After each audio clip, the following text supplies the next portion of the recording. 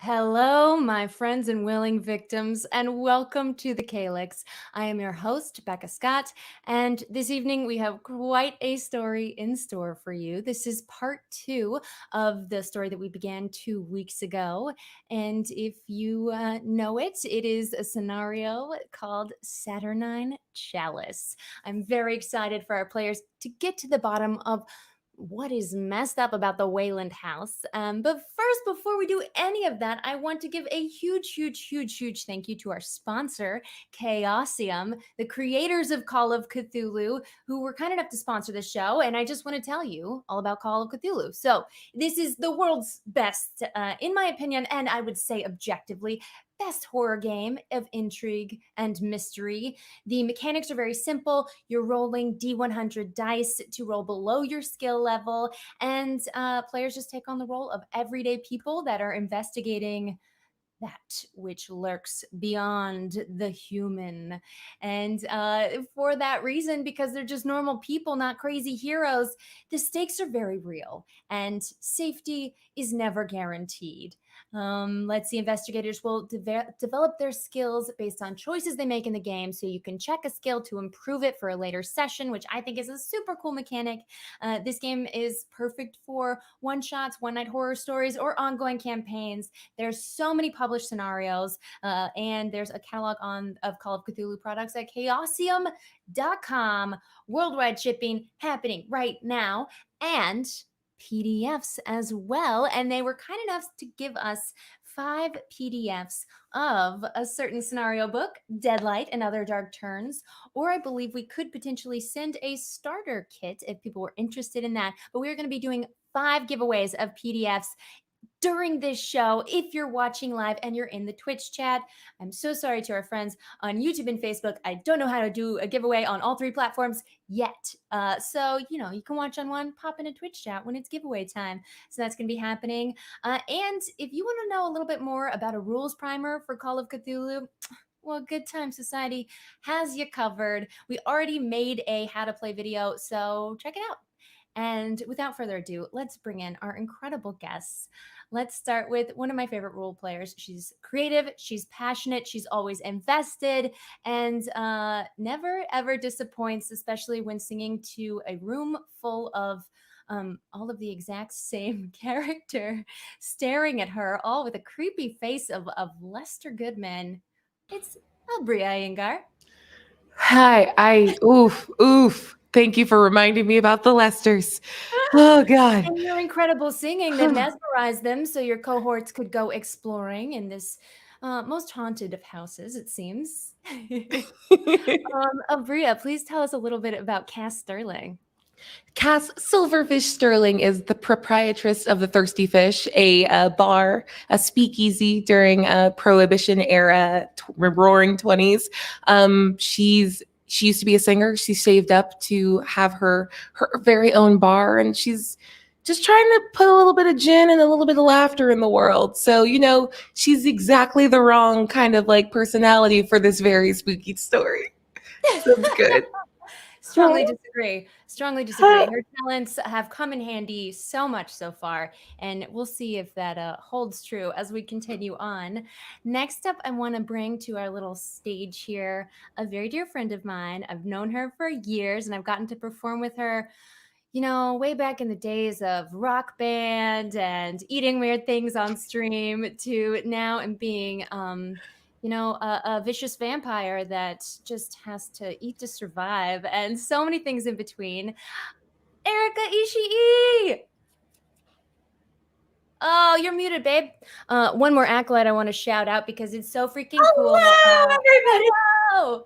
And of course, Maddie Cho in Marvel's Avengers. What up? Yeah. How you doing, Erika? Oh, it's so good to be here, Becca. It's so good to play with everybody. Last time was amazing, and I cannot believe that you were ever nervous about GMing. You're so good at this. So good. Never know. I appreciate that so much. Thank you. I'm new to it as all, but I feel like older versions of my soul, in other lives must have GM'd. That must Heck be yeah. Mm-hmm. Tell us more about winter solstice, please. Well, Winter Solstice is an artist extraordinaire, but makes a little bit on the side, doing a little bit of a copying of the masters, if you know what I mean. Her work doesn't come cheap. It's quality. She is a frequenter of Cass's establishment, and she's often tight on money when it comes to paying the bills, but never when it comes to buying the latest fashions or getting around at Cass's place. I love it. It's too true. Too. I just picture her in a big fur coat, but like can't afford a bowl of soup. I just simply can't. Well, priorities, darling. Yeah. All right. And we have one more player this evening, a friend that I have known for, when you think about it, too long of a time, and I won't say, but I've known her for a very long time, as we used to do improv together on a team for several years.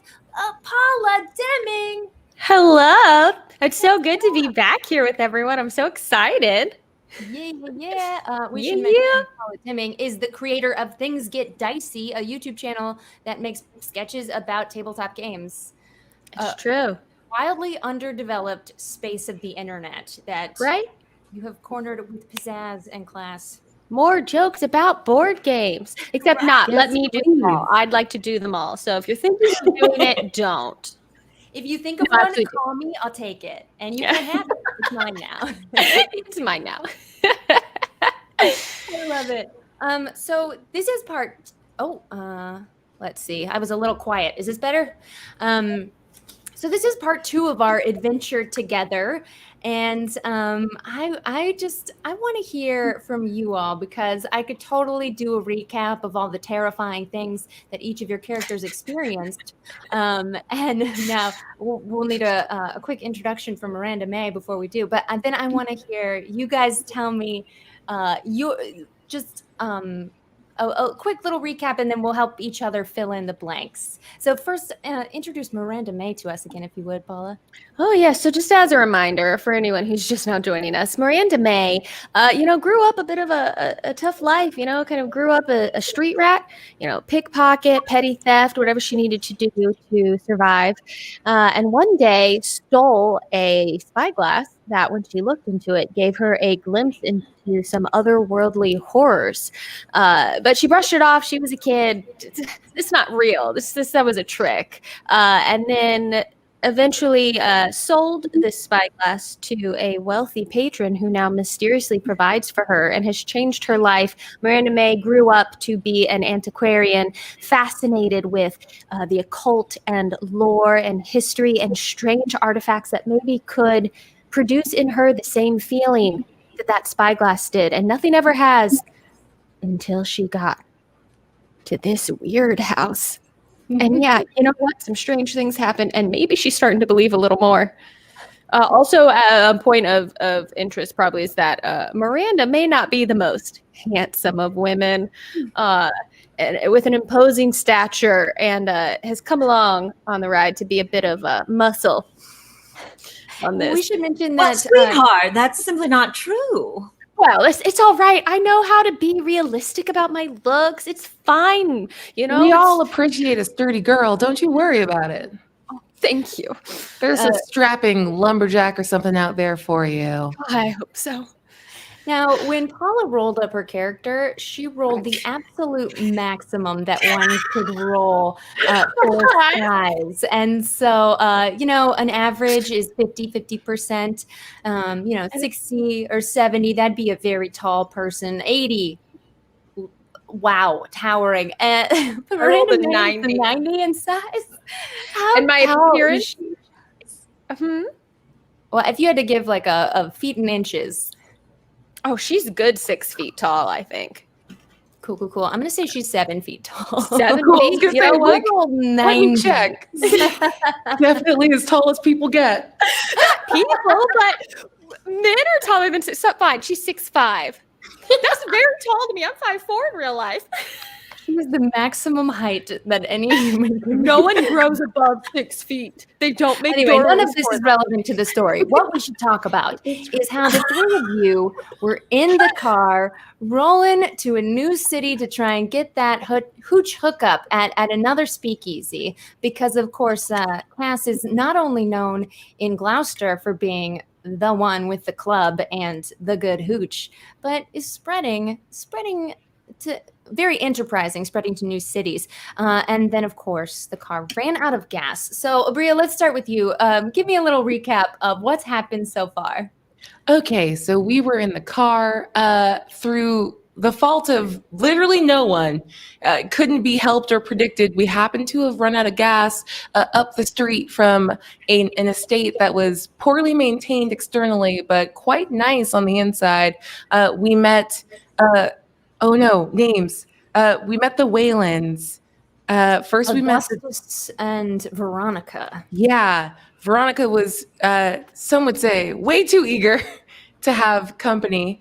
And so they invited us in, asked us to stay for dinner. We definitely did like a bathroom, like group hang, like, is this okay? Probably not. And after everyone sort of peeked around corners and found the first threads of horror, Miranda May found a painting, a tapestry with our car in the frame of it. In the bathroom. Cass looks out the window and sees like a figure, a shadow, but with no figure attached. And we all started What about that? Right, Winter Solstice saw the lights going, even though there was no electricity running to them. At that point, everybody decided that we wanted to try and beat a hasty retreat, but it was insisted upon that we stay for dinner. Cass managed to sneak away and make a phone call, and it seems like help is on the way, but not for another hour or so. At that point, some of the dinner guests came by, yes? Yes, Lester Goodman and the other guests. The other guest.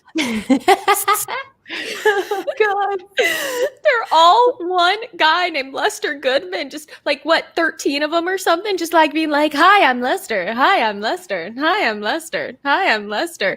And we tried to explore around while Cass was singing some beautiful music and a performance. And Winter Solstice and I went off into different rooms because we were looking for clues to help us. We keep finding little statues and artifacts with symbols on them and clues, and we've discovered some words: obstacle, prison, bind, bondage, we think. And then Miranda has an encounter with a Lester, and she tries to leave, but we open the door to the front of the house, and it's a brick wall. And then Lester opens his mouth and pulls out a lantern, y'all. Like you do. Like you do. And Miranda, failed her sanity roll and took out her tire iron. And instead of attacking Lester, started attacking herself and bricked herself up in an imaginary wall as she went temporarily insane. Excellent. All right. Those are the events thus far. I'd say that was a pretty incredible recap. Nicely done, ladies. I would say there is one encounter, the sweet maid. I've blocked it out. Her up. It's fine. She's fine. She might have been viciously murdered just around the corner from your field of view while you were in the library. And as her blood splattered, why she came right around in the next door. And then We killed her. Please, again. Yeah. I believe it was Winter who pulled out your 225 Derringer and shot her point blank. Or rather missed, and then Cass took the shot. Cass did what she had to do. Thank you, Winter. Also, she's fine, so I feel like we're good. And if there's a heaven, I still get to go to it. Yeah, strangely, Rosemary seemed completely unfazed, seemed to have no memory of being shot, and the body behind you disappeared as soon as you looked away. But the butler's gone, yeah? Jeremiah, we don't know where Jeremiah is. He's gone. Yes, Rosemary was looking for him. And But you all have traveled upstairs, and as all the dinner guests, the 17 Lesters, the Waylands, stand behind their chairs, waiting for you to come down and dine with them. But you have headed up the stairs, There's a and room you that smelled smells. something awful. Oh. And just as you had determined which room the smell was coming from and burst open the door, well, you stepped inside. I'm scared. Inside the room, you see it is a different type of wood than the rest of the house. There is white pine instead of the floorboards. It seems to be a level up. You have to take a little half step up to get into the white pine. The ceiling, the walls, and in the center of the room, there's an altar of sorts, also made of white pine. There are windows, but they are heavily curtained to your right. Seems to be towards the front of the house. And there is a door to another room to the left. It's standing open. You can see a plank of wood at the bottom of the door frame. Seems to be holding something back that's on the floor. Would you like to step inside? No. I'd like to Close the step door and outside. just wait. I'd like to leave. is that smell coming from this room? The smell smacks you in the face with its potency. There is definitely something in this room. And as you look around, you see a bare foot hanging out from behind one side of that white pine square in the center of the room.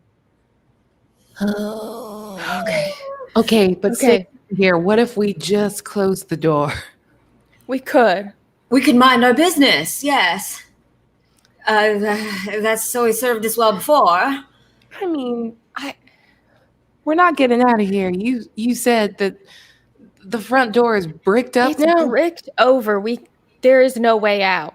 With real bricks or with Mind brick. Okay, well, Right. You were in a wall of fair question. the mind. I did not touch the bricks, so I don't know if they are real, but they looked real. They were different from the ones that I was bricking myself up in my mind, I feel like. Would anyone like to look out the window? Can I borrow your derringer? Sure. Or just you point at it. If something jumps out and All right. kills me, please shoot it. I Pull back guess. the curtains and Winter levels her derringer. Yeah. Sure. And I step into the room. On 3 of the walls, and the biggest set of curtains, you've whipped them back to reveal double French doors. But there's What? nothing but bricks on the other side. Okay. I told you. They're real. They're real bricks. Touch them. I will take. I try to touch the bricks on the other side of the door. Can it? Sure, they feel real. All right. Either they're real or I'm crazy too. And honestly, it feels like it could be either. Hold on. What do you mean crazy too? Oh, sweetie, like you do this and look at your fingers because you were clawing your own face. So yeah. They're full of your own skin and blood. Oh my God. Winter, you had to move past the square pine box in the center of the room that seemed to be, it had incense and different jars and bottles on top of it. And as you move around, the smell has gotten extremely strong. And you see a black dress and mottled hair and just a lump on the floor. It seems to be in a state of decomposition. But you notice the color of the hair is a very pale, fine, white, almost white blonde hair. And you recognize that color. The young girl that's standing in the dining room downstairs awaiting you has that same straw blonde hair. Do you recognize the corpse? Winter, you got awfully quiet for a second. Yeah. What's going on? Well, it seems that there's multiple Veronicas as well. I believe.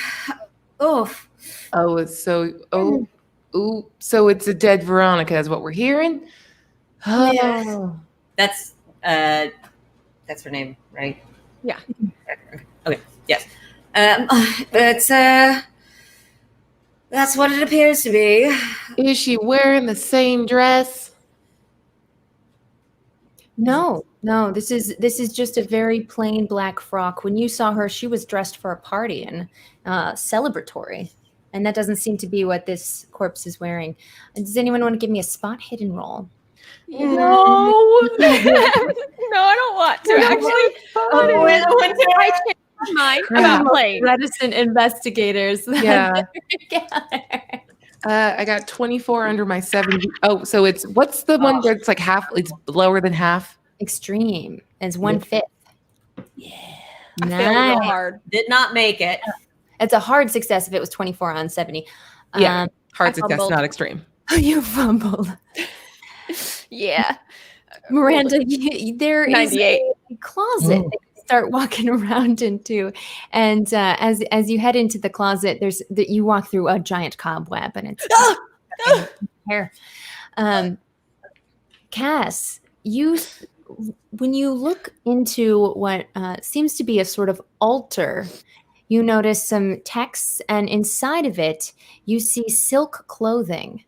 There's a white linen tunic with full-length sleeves and a scarlet and gold robe, sort of cummerbund made of white silk, and a headband, it seems. All these items are inside the cabinet within the altar, in front of where the corpse is.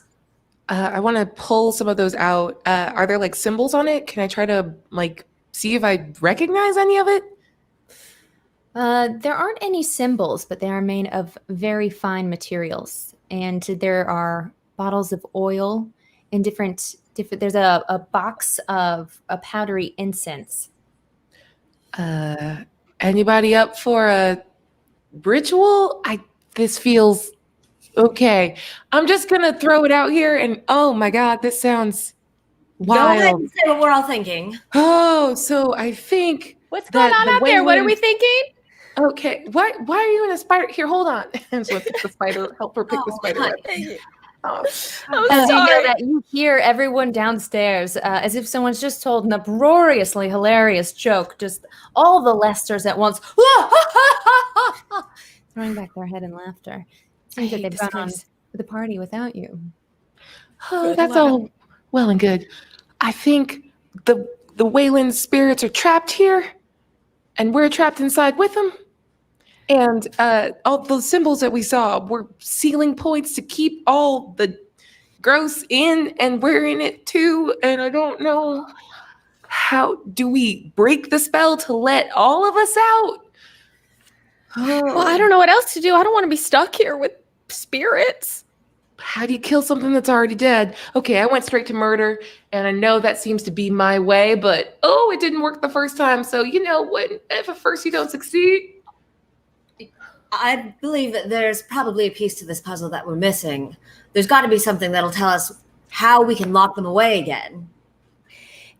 Is there anything about white pine that, in my knowledge as an antiquarian, I would know has some sort of ritualistic significance or magical properties, or is it just like coincidence it all happens to be white pine? Roll for occult. Okay. Cass, the one final thing that you notice is there is a very ornate crystal lantern hanging in the center of the room just above this square altar. Unlike anything you've seen before, a very beautiful ornate crystal. Hey, you both are more attuned to the supernatural. If I take this down, am I breaking is that going to become a ghost and attack us? Honestly, I'll believe anything at this point. Can I appraise Becca? Yeah, absolutely.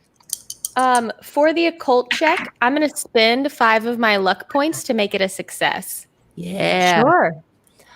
You know that white pine is most definitely considered a very pure substance that doesn't it doesn't hold on to any spirits very well, so it is very ready to be used for all kinds of rituals.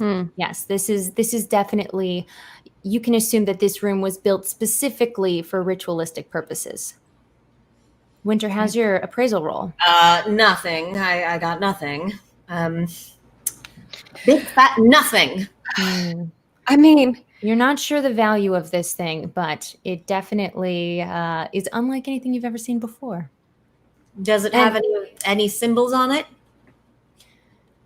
No, there's no symbols, but Miranda, because you succeeded on your occult roll, you recall when you were downstairs in front of the fireplace with Augustus Wayland. yes. And he told you of Lester Goodman coming to the house and Yes. selling him a manuscript. He also gave him a lantern. He called it a beacon of hope. That's right. Beacon of hope. Interesting. Wait. Augustus, this might be a thing he told me about. That he was talking about Lester Goodman bringing him a beacon of hope.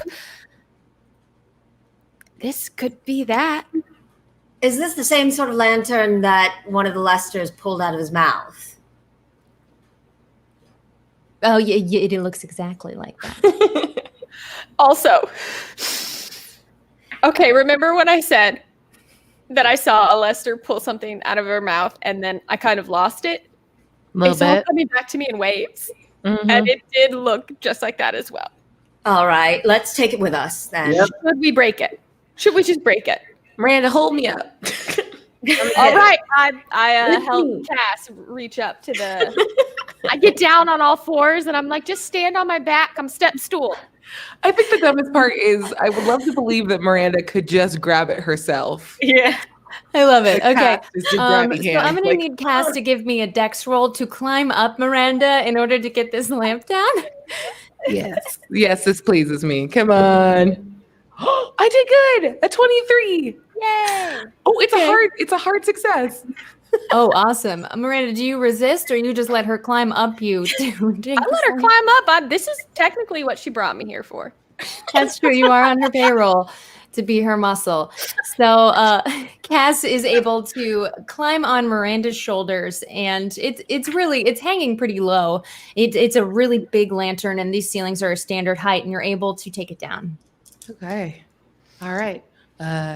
So I saw you staring at the wood a bit too. Was that like a you getting yourself together moment, or do you have some extra insight? She's just waving it around like a sassy like priest during a mass, just swinging a censer. It's like, do you anything else in here feel relevant? Well, As as you you do that, can I get an occult roll from you, Cass? Oh God. Oh, well, okay. The white Sorry, make that a power roll. Compare it with your power. Okay. I still didn't pass it. I got a 70. Oopsie. That's all right. Is your power 50? Yeah. Whoops. Yes, you feel nothing when you swing around the lamp. Well, Except, I do know there the is white pine just- is a ritualistic. It's definitely here for something spooky.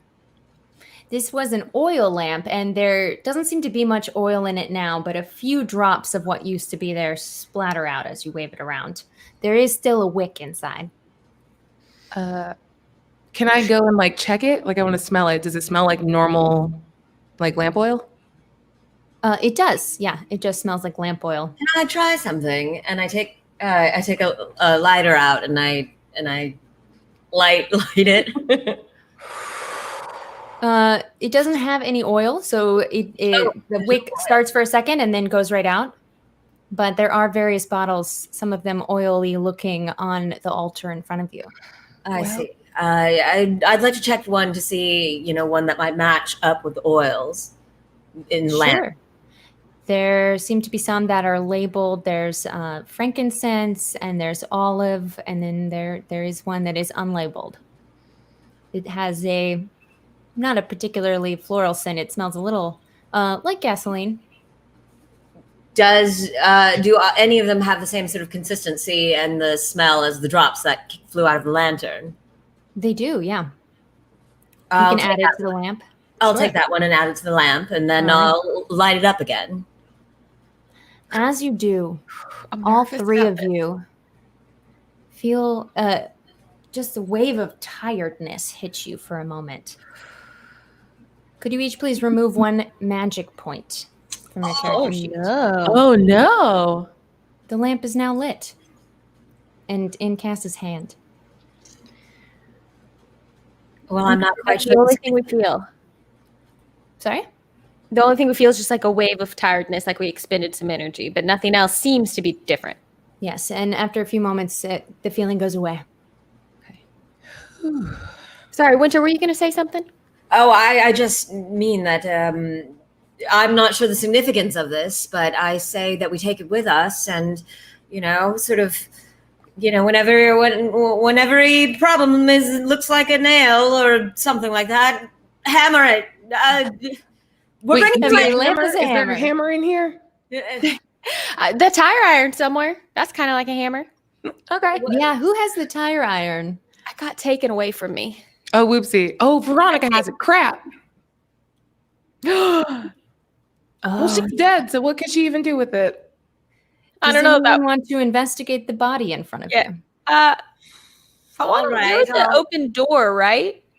There's an open door. And you can see into the next room, away from the hallway, just going straight back into the house. There seems to be sand. You can see into the next room, and that's why there is a plank of wood at the base of the doorway. It seems to be holding back this sand. Well, You remember that you had seen some in the hallway, Yeah. a light dusting, and the other door, which you can assume from the geometry was also to that room, had a wax coating at the base. They're trying to keep this sand in. Well, I'd like to take a look at the body really quickly. Sure. Can I get a first aid or medicine roll? Ooh. Or if you have science, that could work too. I have first aid, I believe. Yes. Sure.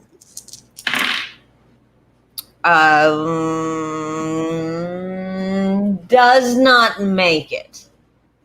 Okay. Well, if you still just generally take a look at her, and you'll notice that she's wearing a black frock. Her hair seems to have ashes that have fallen into it, and her body is definitely decaying.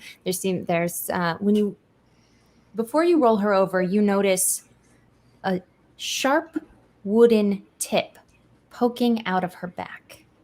And if you roll her over while you're taking a look, even though you're not great at first aid, there is a protruding wooden stake, almost. It's about the length of her own arm, and it tapers into this fine point that is going into her chest. When you roll her over, you see that her hands are just above the point where it impales her. Does it look like she did this to herself, or that she was trying to pull it out just from the positioning of the hands? Let's see if someone can get an intelligence roll. Just anyone? Can I roll too? Yeah. Oh, If you're all looking at the body, go ahead. I Yep. believe I succeed. Just a normal success. My intelligence is 75, and I rolled a 64. Normal success for me too. 48 under 85. Failure. She definitely, Winter Solstice says, it's definitely natural causes, I would say. Hypertension is a secret killer. Miranda and Cass, you are pretty sure that she caused her own death based on the way that her hands are facing and the slight smile upon her lips. I gotta Seems say, like this was an act of defiance. this takes a lot of gumption to stake yourself. Okay. Is the wood of the stake, is it the white pine like everything else, or is it different? No. Do you want to do a natural world to see what type of wood it is? I'm not gonna know, but sure. I believe in you. I've got to roll. I have no skill in this. Nope. Like, it's not this wood, but it's some kind of wood. It's a darker wood. Okay, well, very why don't light. what if we rip up some of the purity wood? And you know what? I think there's a lesson to be learned here. But her Stake 'em. spirit is still downstairs. Yeah, well, maybe if we stake her with I'm sorry, I feel like I'm over-indexing on the good wood, and I want to hit her with the good wood and see if that does something. Maybe she's like, oh yeah, that's right, I should be dead, and then she's just reminded. I don't know how ghosts work. Just reminded that she should be dead. Yeah, I forget stuff all Miranda, the did you time. say The you had gin a gets hard in me. success on this intelligence roll? I rolled a 64 and my intelligence is 75. Gotcha. Never mind. So I don't think so. I actually didn't write my hard and extreme success stuff for my main characteristics like a dummy, but I don't think that's high It's enough. fine. We gotcha. If there's any, are there any loose planks of pine around, or? You could give me a strength check if you want to try and pull one up.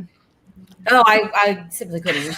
Miranda. Oh yeah. Would you mind seeing if you can bring some of this good wood with us? Let's try. And then after I try and pry this thing up, because my fingers are my nails are all horrible anyway at this point. I am interested in the sand that's through that doorway, and I do want to look at it a little bit more. I agree. We should head over there. We should just look at the. Okay, lift with your legs, not your back. Ooh, Oh, you're doing that's great. what I forgot. Oh, I think I tweaked something. It's coming up. There was a piece that it looked like it was overhanging into the doorway back to the hall, and that's the one you tried to pull, and it was nailed down tight. Someone laid this wood with particular care. It was not a slipshod job by any stretch. All right. Well, that's all right. Let's press on to the sand room. Well, hold on. We've got wood. It's not the good wood, and I'm gonna walk over and step on the corpse and pull out the stake. Excellent. It That'll do. slides out easily. And she just like kind of flicks off the ichor and just like, huh, all right. It is a little gunky. There is dried blood and definitely some ichor, as you say. But when you hold it in your hand, you feel that it's not just any stick of wood. It seems to have a purposely carved handle that tapers into a fine point, and it's thicker at the base. Honestly, it's got pretty good balance. It's kind of like swashbuckles a little bit. She's so weird. I think she's got like a fear mania. Just like she's so scared that like everything's sort of wacky now. Like, As you do it, it feels right. It feels like maybe this was meant for swinging around. Okay, all right. So into the sand room. Can we do one? I know I'm the one who advocated the sand. Can we do one last thing? Sure. Can I see the lantern for a moment? Do you mind, Kat? Okay. I'm going to take the lantern and just use it to illuminate Veronica's face and see if this light casting on her face, I don't know what it would do. This is a long shot. This is a shot in the dark, if you will. And just see if she looks any different. Different than the woman you met downstairs? Just like different, like, ooh, like a heat, like ink, invisible ink or something, you know, like, is there something that shining this black light on the room will reveal to her? Does she have like the answer carved into her face, but we couldn't see it without the lantern? You know what I mean? Yes.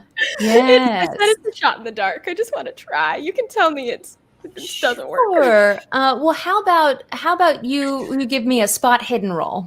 Okay. While you're doing this, I want to just clear the altar, like all the powders and jammies, all of that. Just we're bringing it with us. I don't know. Just in case we got to do something later. Oh god. Do you have a handbag or big pockets that you can put them in? No. So she's gonna. So You can stupid. just carry them, sure. She's gonna jam them like into her dress. I don't know. I think she's kind of a thick girl anyway, so she's like, "Let's more padding. Here we go." Perfect. Yes, into the bodice. I rolled a success, just a regular old success.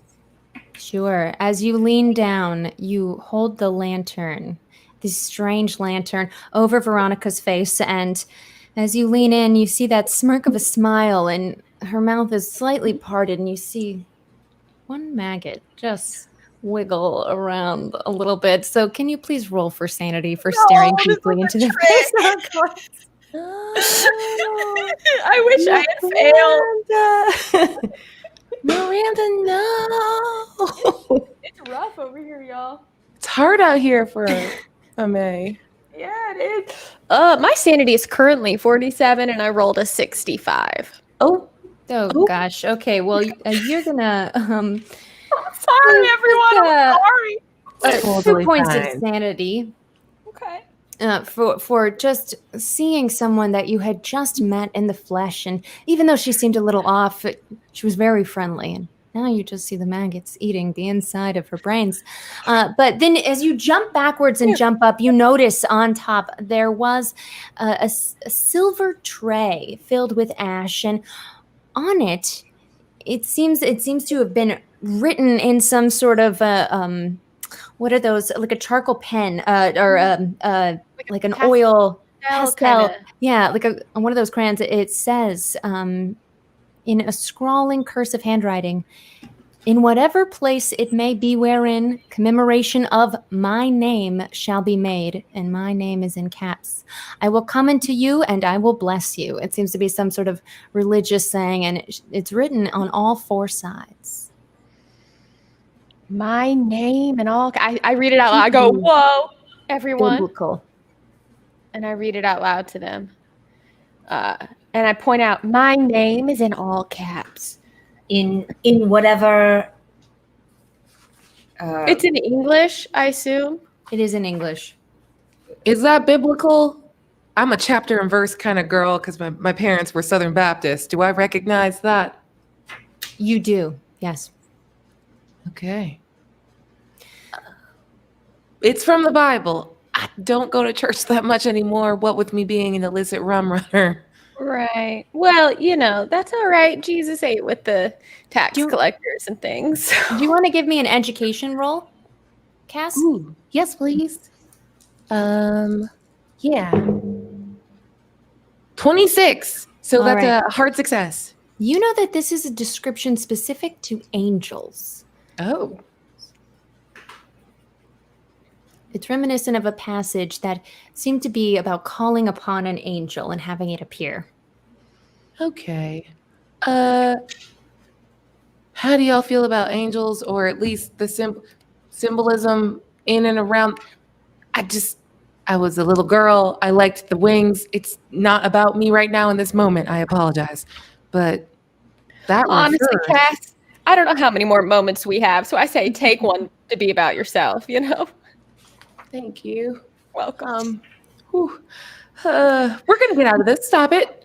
No, it's about mental positivity, and I'm positive that has something to do with angels and divine protection. So oh God, I don't know what's happening here, but I don't know why that's capitalized.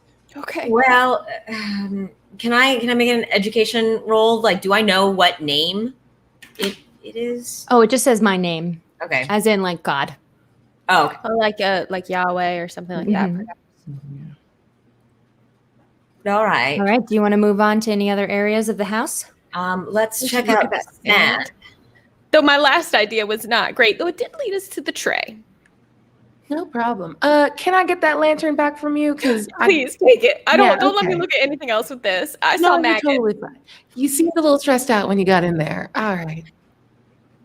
All right. So as you step over the plank of wood, you can it's illuminated by the lantern in your hand, and it just seems to be perfectly raked sand. There's neat lines that have been carved in the room, east and west. And there is a rake leaning against the wall.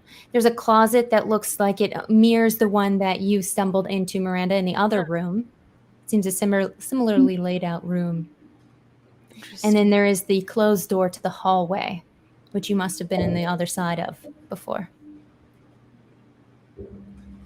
There's lines east to west. Yes, they're uniform, they're grooved, they're raked. Seems to be with extreme care. But it seems it was untouched before you stepped foot. You all are leaving footprints in the sand. If memory serves, to the west was the ox with bind in it, right? Lion, perhaps, with bind. Is it? I have ox west and bind, and lion north and bondage. Yeah, and then eagle prison to the east, an obstacle guy to the south. I wrote lead, dude. Oh, yeah, that's right. I did write lead, too. I just ignored it because I didn't think that meant anything. The ox was to the east. Maybe I said it wrong. You found it in the dining room, Miranda. Right below, you can tell the room that you're standing in. Oh, the ox was to the east. Thank you. Okay. You can forgive me for misremembering. I lost It's my been mind. a couple weeks. There's also the eagle lectern on the opposite side of the house. That was the west side. Oh, okay. So we just got an east-west reverse. That's fine. No problem. Okay. There doesn't seem to be anything else of note in this room. It seems whatever they had planned to do, perhaps Veronica died before she got there. And this is just normal sand? As far as you can tell, you can always roll to see if there's something else, How but it just deep seems is to be the- pretty normal. It's just like a thin layer, like an inch of 2 sand. inches. 2 inches. Is there any? If I brush away, if I get down, Miranda gets down and brushes away some of it. What does the floor underneath the sand look like?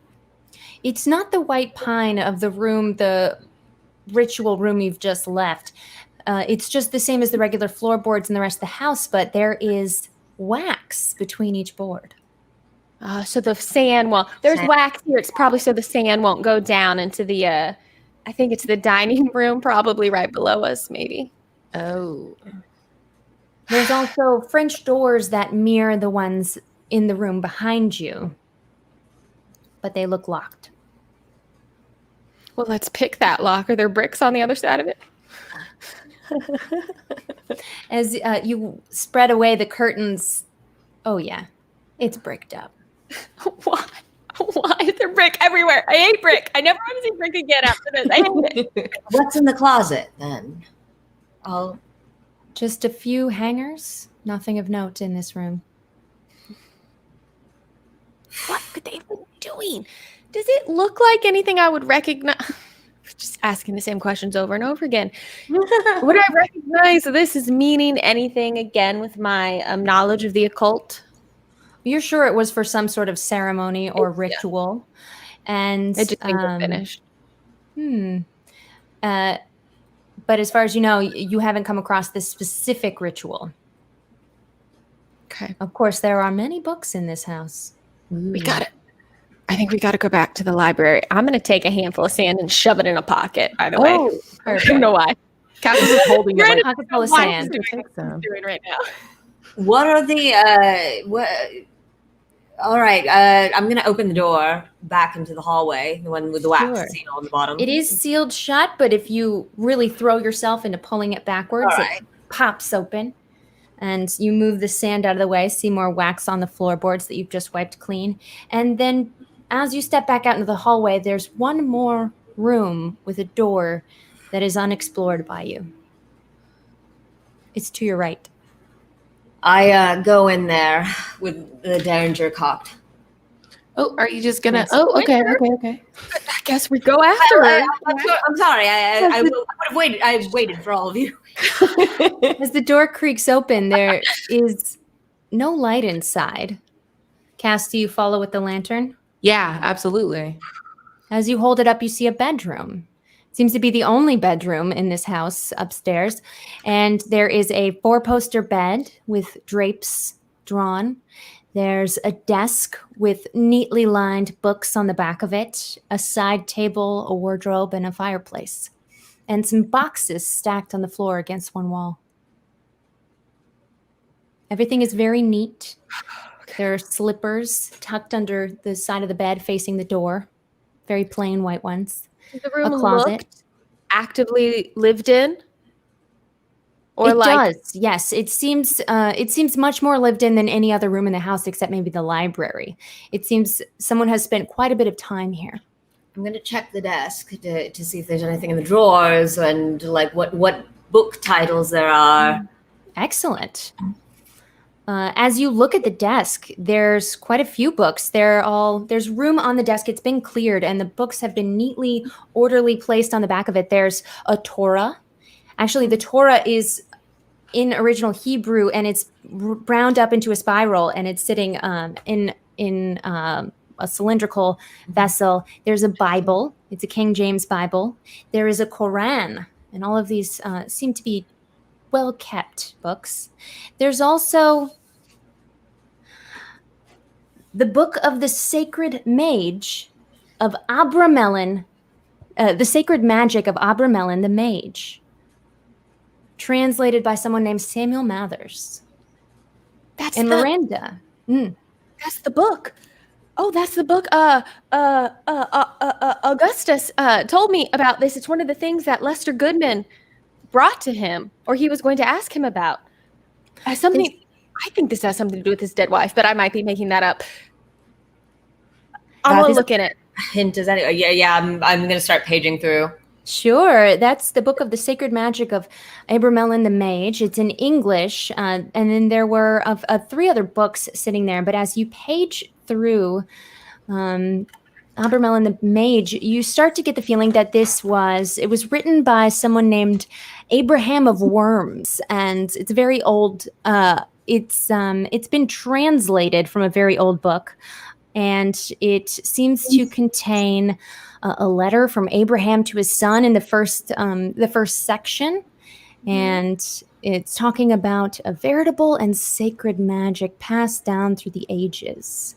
The next section has complex instructions on how to perform something called the Abramelin operation.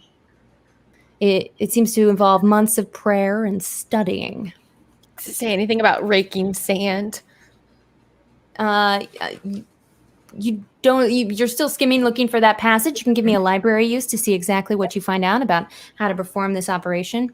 And while they're doing that, I'm going to pick up the Bible and try to see if it's like annotated for angel stuff or just. Excellent. Give me a library use for that as well. Everybody can give me a library use. My library use is 20. I rolled a 21, so I'm going to spend 1 luck point. Wait, I got a 14 out of 50, so that's a hard success. Nice. Ooh. Okay, awesome. You see, it specifies you need 6 months of prayer and religious study, of no drink, of being alone, just studying and worshiping various religious texts, culminating in a period of 3 days of intense prayer. And it talks about what would happen if one were to complete the Abramelin operation successfully, which is that you get to see your guardian angel. And indeed, you could bind demons with this help of this guardian angel. And when you do so, it will protect you from what those demons were hindering you from in your life. So this is the text that Augustus has come across. He started to tell Miranda earlier about how he had attempted to perform this operation. And I don't remember exactly how much he told you. I don't think he told me very much. I don't have it jotted down. I guess the question is whether or not Veronica was part of this operation, and that is what has caused. Was she part of this operation in a way? I believe that they told you that the dinner party was in celebration of Veronica preparing to attempt the Abramelin operation herself. But it sounds like she's done it. So why is the dinner party still happening? Has she Were done these it? the demons she trapped, and did we stumble into it? Now we're trapped with the demons, and maybe we shouldn't free them. So she's looking to meet her guardian angel, and she's completed all of these months of preparation, it seems. Let's see. But then she killed herself. Maybe that's how she saw the guardian angel. That's why she has a grin on her face. I don't believe. Did you say that they were successful, or that she was attempting this? He said that she was attempting it, but So the ritual has yet to be completed. yeah, perhaps that's true. Yeah, if it takes 6 months of no food or drink, then this is probably a feast as her like last hurrah. Oh, maybe that's how you've ended your spirit feasts. Oh, wait, is it no drink or no food or drink? Because they are very No drinking. alcohol No drinking. here. Yes. That's why they said no alcohol. So You said, Becca, there were 3 other books there as well. I did. Maria, to glance over them. Is there anything that looks like it might be related to anything helpful or interesting? There is. In fact, you see a leather-bound, that was a cloth-bound book, and next to it is a leather-bound book that says Das Buch Abramelin, and it looks to be quite a bit older. Oh, I wonder if this is the original text. Maybe we're losing something in translation. Lucky for you, I speak German. There's 2 other books. One is leather-bound, and one is a thinner volume, and they're not marked in any way. Well, why don't you take a look then? Yeah. That's All right. wonderful. I'm see how much of this German book I can decipher. And I'm then going to need a hard success on your German language roll, Miranda, because this isn't just conversational German getting to the grocery store. This is reading an old text. I'm going to look at the other 2 books, the other 2 volumes. Excellent. If you pick up the leather-bound book and open it, you'll notice a very neat handwriting and many, many notes, dated pages. It seems to be a journal. And if you look at the inscription on the inside, it says Augustus Wayland, 1905. Miranda? It's too antiquated. I can't quite make it out, unfortunately. No, that's all right. We'll take it with us anyway. All right. But I seem to have found Augustus's journal. I flipped to I just start skimming, I guess. No, I'll start with the last entry. Ooh. Good Look move. at you. All right. We love it. When you flip to the last entry, let me find it for you. Scream. What year is it again? 1952. Yes, this is 1922. The And the date journal goes back to 1905. Yeah, the date that you're looking at is 1917. It's October 1st, 1917. Oh, that's tomorrow. Ooh. I have said it before. I do not believe it was a heart attack. Oh, psych. No, zoom. Dang it. Yeah, quick, read it. That's all right. Also, you can open the next journal in a second. 6 months into the operation, it is amazing how the same concept can appear across different religions, albeit wearing a different face and bearing a different name. The Malachim are God's messengers, part of a heavenly hierarchy, and have no physical form. Although Maimonides proposed they are metaphorical representations of the laws of nature and universal principles. The Malika are messengers and agents of God's will, also part of a celestial hierarchy and their forms. This is the angel. You're finding the exact same thing, Cass, in the Bible that you picked up here. The various branches of Christianity portray angels differently. Catholicism divides them into the 9 choirs and describes them as being forever incorporeal, although the seraphim are also described as 6-winged. The cherubim are 4-faced, having the faces of a lion, an ox, a human, and an eagle. The thrones as burning wheels rimmed with eyes, etc. Protestantism describes them as genderless and invisible beings that are messengers and agents of God's will. If it is required to ensure that God's will is enacted, they can become corporeal. I wonder exactly how I will describe the unequaled beauty of my holy guardian angel when the time comes. Wonder this every day. At midnight tonight, 18 months have elapsed in their entirety. Tomorrow, I begin the final stage before, if I am successful this time, my holy guardian angel will appear. The next time I write here will confirm my success or my failure. I hope for the former. He hasn't written again.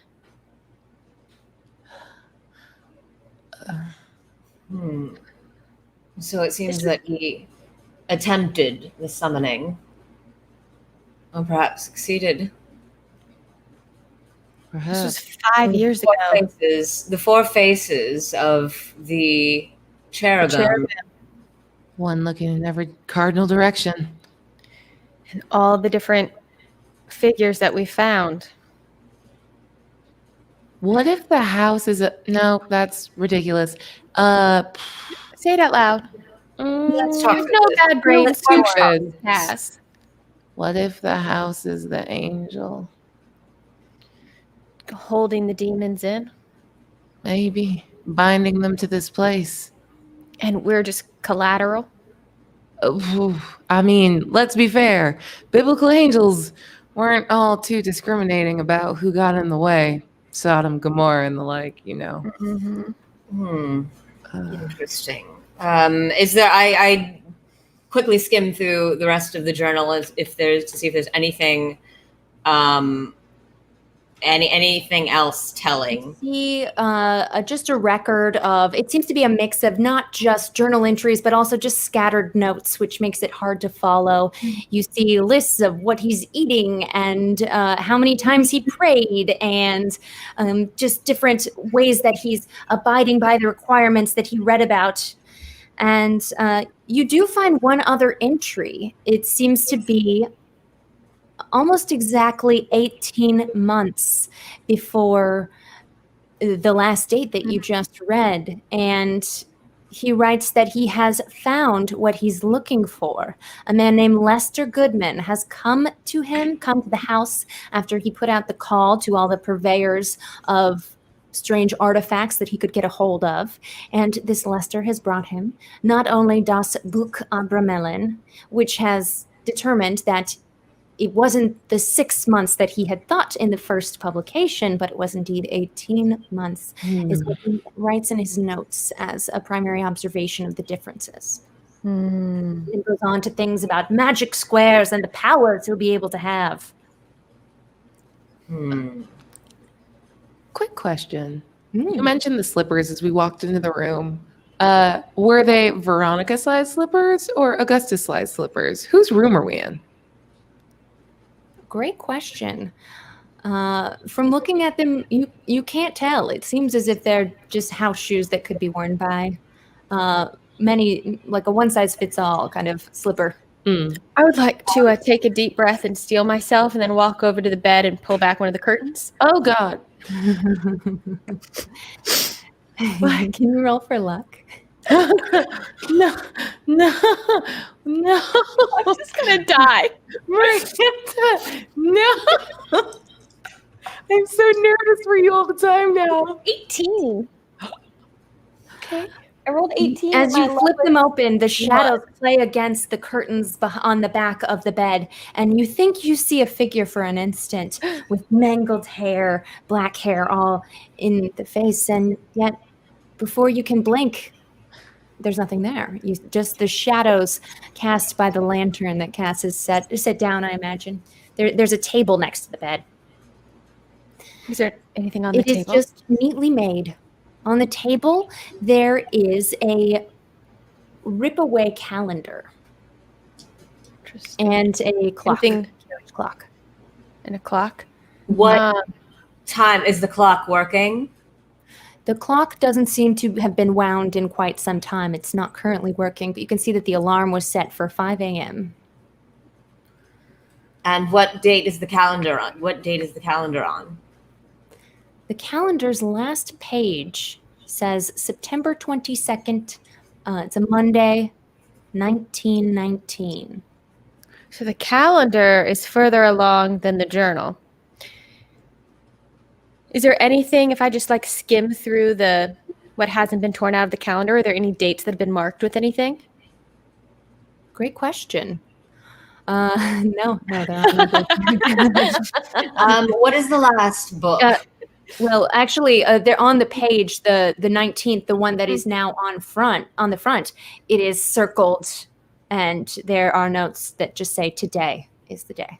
Today is the day. Interesting. What is the last? I saw someone in this bed, and then they went away. What is the last book? Is it anything of interest? It is another journal. seems to be a newer book. And as you open it, you see Veronica's name. I see. Dear Is there any- diary. I'd like to look at the sort of the first entry and then skim it and then the last entry. Sure. In the first entry, you see that she is writing about how she's just finished her graduate studies and she is taking off to travel the world. She writes about how all the things she would like to see and study philosophy and continue to study the occult as she had followed in her father and mother's footsteps in doing. Anything more about her mother? Just from casual perusal? Yeah, as you flip, she does have an entry talking about how she wishes she had ever met her mother, and talking about how she had nothing but the portrait above the fireplace to feel connected to this woman, even though her father didn't like to talk much about her mother after. He just seemed too sad anytime he would talk about it. But she does write about the goings-on with Rosemary and with Jeremiah, writes about things that they have written to her in letters about. And she seems to be very up-to-date in what they're doing. And in fact, she writes in one entry, Father has sent away Rosemary and Jeremiah again, this time for 18 months instead of just 6. They are lucky to have such a benefactor that will pay for them to travel. You saw that. I wouldn't know this, but you saw that suitcase with the pictures and stuff, right? So it seems that Jeremiah and Rosemary were traveling the world while they were being sent away during Augustus's isolation. What does the last entry say? The last entry. And what is it dated? This is dated, let's see, it would be the Sunday, September 21st, 1919. I have said before, I do not believe it was a heart attack. My father was murdered. I am certain of this, but I need proof. All I have is the text he followed. That must be it. Lester Goodman sold him the book and lamp. Who is he? Why did he want father dead? The only way to obtain proof is to follow in my father's footsteps and trap the being that did this to him once it appears again. I am confident I can hold it here once it is summoned. I know the arts by which I can interrogate it. If it withstands my questioning, at least I will have it imprisoned to show others. The authorities will have to believe me then. I will draw upon the power of Saturn to construct a ward that will hold the spirit. Sigils created from its Kamiya will mark the 4 cardinal directions and turn the house into a prison it cannot escape. Should the need arise, these may be brought together around the spirit to vanish it, to tighten into a noose around its neck until it has no direction left in which to flee but back to the invisible world from whence it came. Barrier, bind, obstacle, prison. These words will hold the spirit in Saturn's leaden grip. May the faces of the angels that guard the gates of the Garden of Eden guard this house and prevent any evil from leaving the confines of this house. Midnight, 18 months have come to an end. If I fail tomorrow and I follow in all my father's footsteps, ultimately to my own grave, I hope that someone might one day read this and succeed in bringing the guilty to justice. May the fruit of any victory the spirit may attain prove to be a Saturnine chalice indeed. We are reading it, Veronica. It was not in vain. All right, here's my thought. I think the evil spirit is Lester himself, even though there's a bunch of them. What if we have to go get all the items? I know they were heavy, though. So how do we get them around him so we can banish him? Well, the lead items are all around the house. And so whatever it is, it's trapped in this house. It could be Lester. It could be the man who supposedly has died of a heart attack. Just then, there is a knock on the open door frame. We didn't hear her approach, but Veronica is standing in the door. Thank you. You found my journal. Thank you. Veronica. Yes. So can you help us? What do we need to do? Well, can't you see from my journal? We're trapped here. Yeah, we're spiritual trapped here trap. too. Well, yes, there's that. So you see, you're motivated. You're well motivated to help me by banishing the demon. Who's the demon, Veronica? Well, I think it was Lester Goodman. He brought upon us a demon that has taken the form of my sweet mother. What? Please help us. Please. It's... We're made to suffer over and over, and then we forget our suffering, and then we have to remember it piece by piece over again. It's torture. Please help. Just as she says that, behind her you see grotesque, large hands with clawed fingernails. They're a woman's hands, but they seem to be enlarged to 10 times the size of what would be natural, and nothing about them is natural. The color of the skin is sallow, like the body you just found of this same Veronica, but it didn't look like this. And claws dig into her gut and yank her backwards. And as you can see through the open door, she's dragged down the stairs, screaming. Oh. I'm going to walk over to the door and just close it and lock it. Okay, so let's have a conversation. I'm going to need everyone's dexterity order as you hear claws start to climb their way in the wood of the stairs. Again. Holy crap. I have the dex of 60. 85. 50, just 50. 60. Erika is 85. And you've got 50, Aabria? Yep. All right. Let's see. Before this thing comes... all right. You hear it pounding at the door, and you see the knob jostle and turn, but nothing's happening. Does anyone want to do anything? Is there something we can push up against the door? There's a wardrobe, there's the table, there's the desk, there's the big boxes that you sitting beside the bed. The wardrobe. I will pick up a big box and put it, stack it. That's so stupid. I don't know what I'm doing. No, you're good. Put a big box in Do the front of the door. wardrobe. What do something heavy? Do the wardrobe, perhaps? I don't know if I can move the wardrobe. I'll try and grab the wardrobe and... Sure. Does anybody want to help her? Or do you guys want to do something else with your action? I'm going to quickly. What do the boxes look like? They're plain white cardboard boxes. I rip one or two of them open. They seem to have the same thing in them, just sheets of paper, white paper. It's completely blank. What's strange is that they're perfectly square. Magic squares. The pounding continues at the door, and you see fingertips start to come under the opening underneath the door. Cass, help me with this wardrobe. Yeah, okay. I'm going to try to help her with the wardrobe. Okay, But- excellent. Who has the higher strength? What are your strengths? Mine is 55. Mine's just 50. Okay, awesome. So Miranda, you're going to roll for strength, and then Cass, you're going to help her. It's going to reduce what she has to roll. Yeah. You got the... I rolled 34. You rolled what? 34. Excellent. Nice. So I'm That's a under. success. I'm not. Two of you are yeah. together. You're able to move the wardrobe into place, and as the pounding continues, the wardrobe seems to be holding for now. What happens to the lantern if I pour a little bit of, or put a little bit of the frankincense into the oil? I made a censor joke before, and now she's like, well, church though. Sure. It was starting to dim a little bit. The oil was running low, and when you do that, it flares, and there's a flash, and you feel that same wave of tiredness. Can everyone please remove one magic point? Oh crap! I'm sorry. I'm gonna stop doing that now.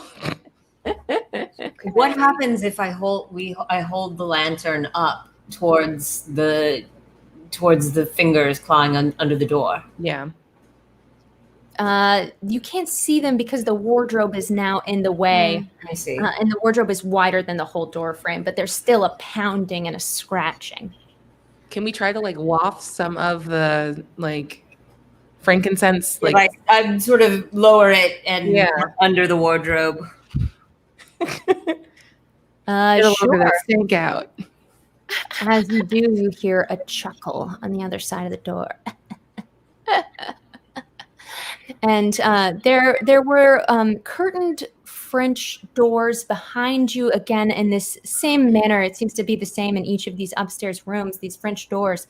And you hear a scratching, but it sounds like it's against the glass on the other side of whatever's behind that curtain. So you talk. If you laugh, I assume you talk.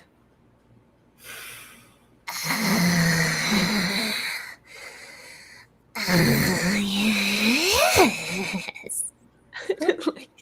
All right. Well, why don't we have a bit of a conversation, since it seems as though you're haunting those two chuckleheads. I don't know why you care one good lick about us.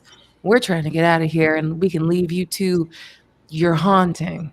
I want to feast upon your souls for all eternity, just like theirs. Oh, cool. Well, Miranda runs over to the box with the white squares, pulls one out, and says, "Someone light this on fire." okay. I don't know, magic squares. If we burn it, again, just shot in the dark here. I don't hate it. I admire enterprising spirit, and I use the lantern to light up the square. Sure, you kind of open the door to the lantern and stick the paper in.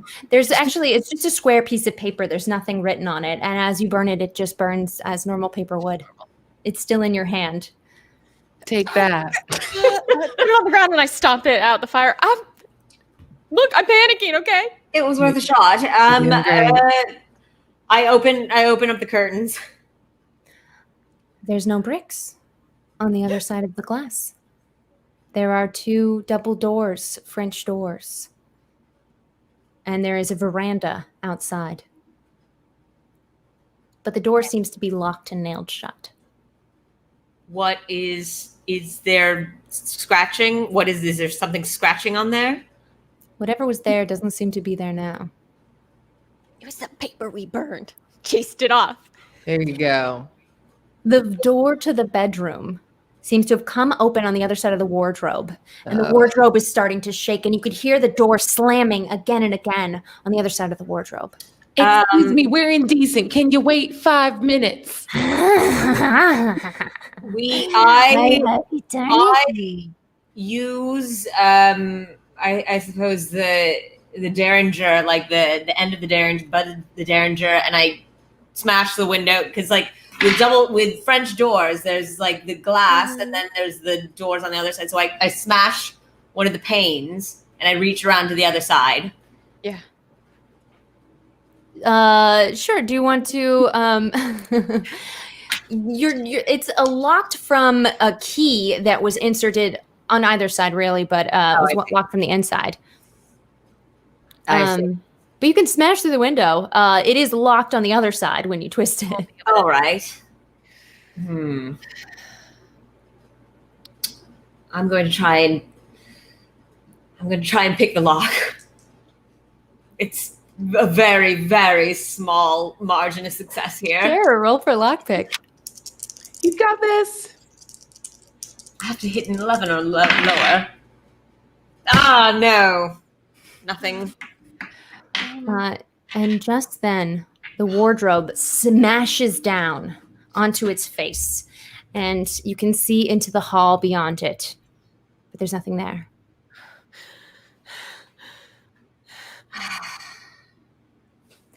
After dinner drinks, anyone? You hear from downstairs. It's Veronica's voice.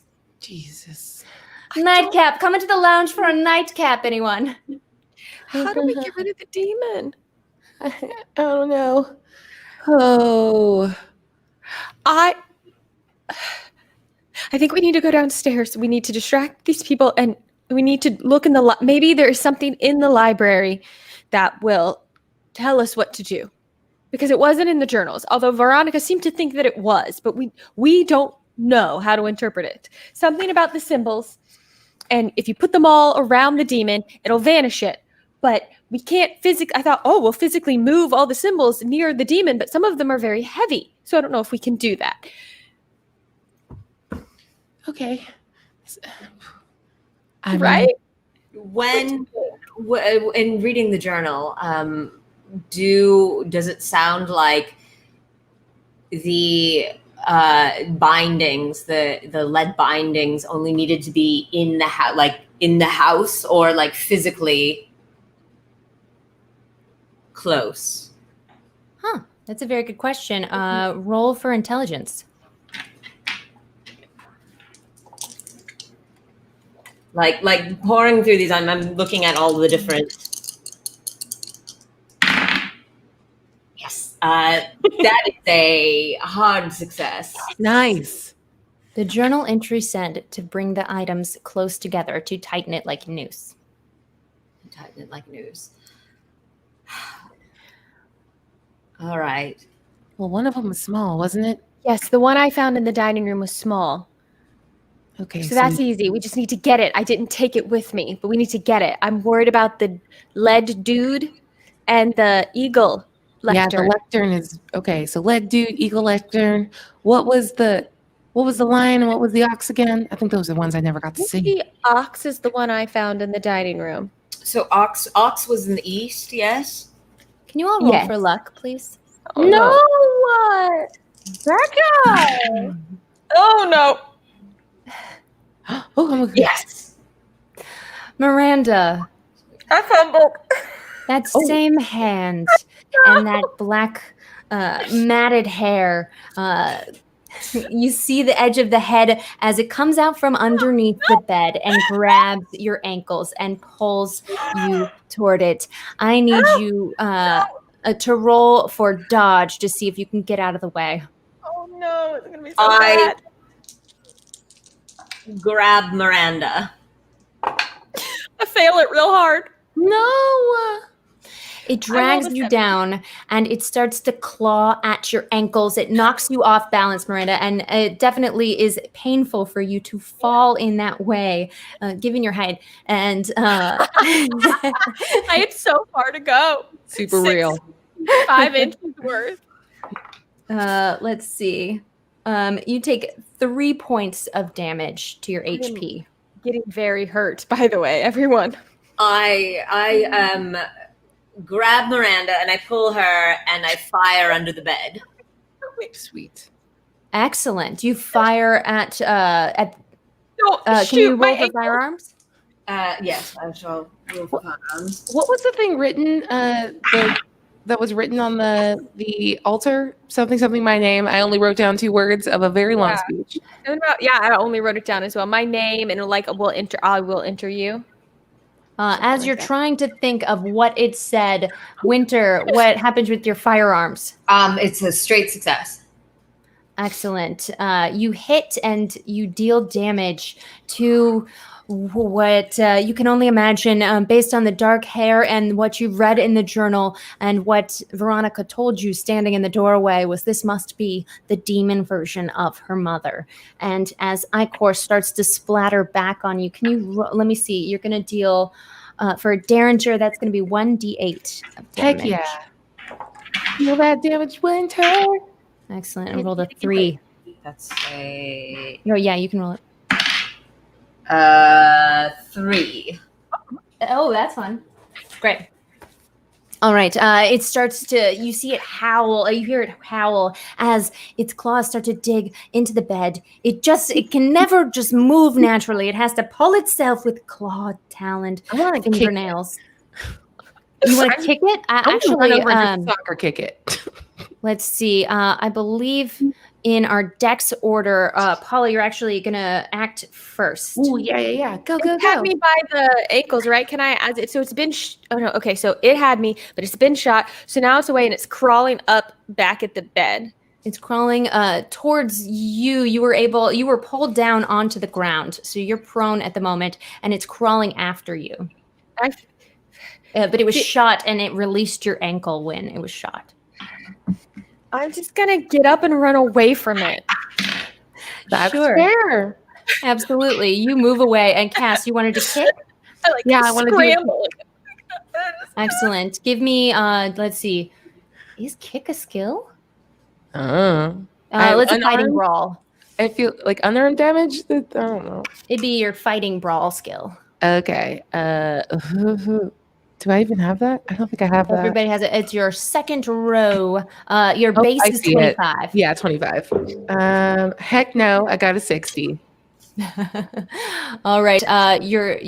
Your kick just does nothing. It bounces off of it and it makes that same cackling, snarling as its neck cracks unnaturally and it crawls towards you. And then it stands.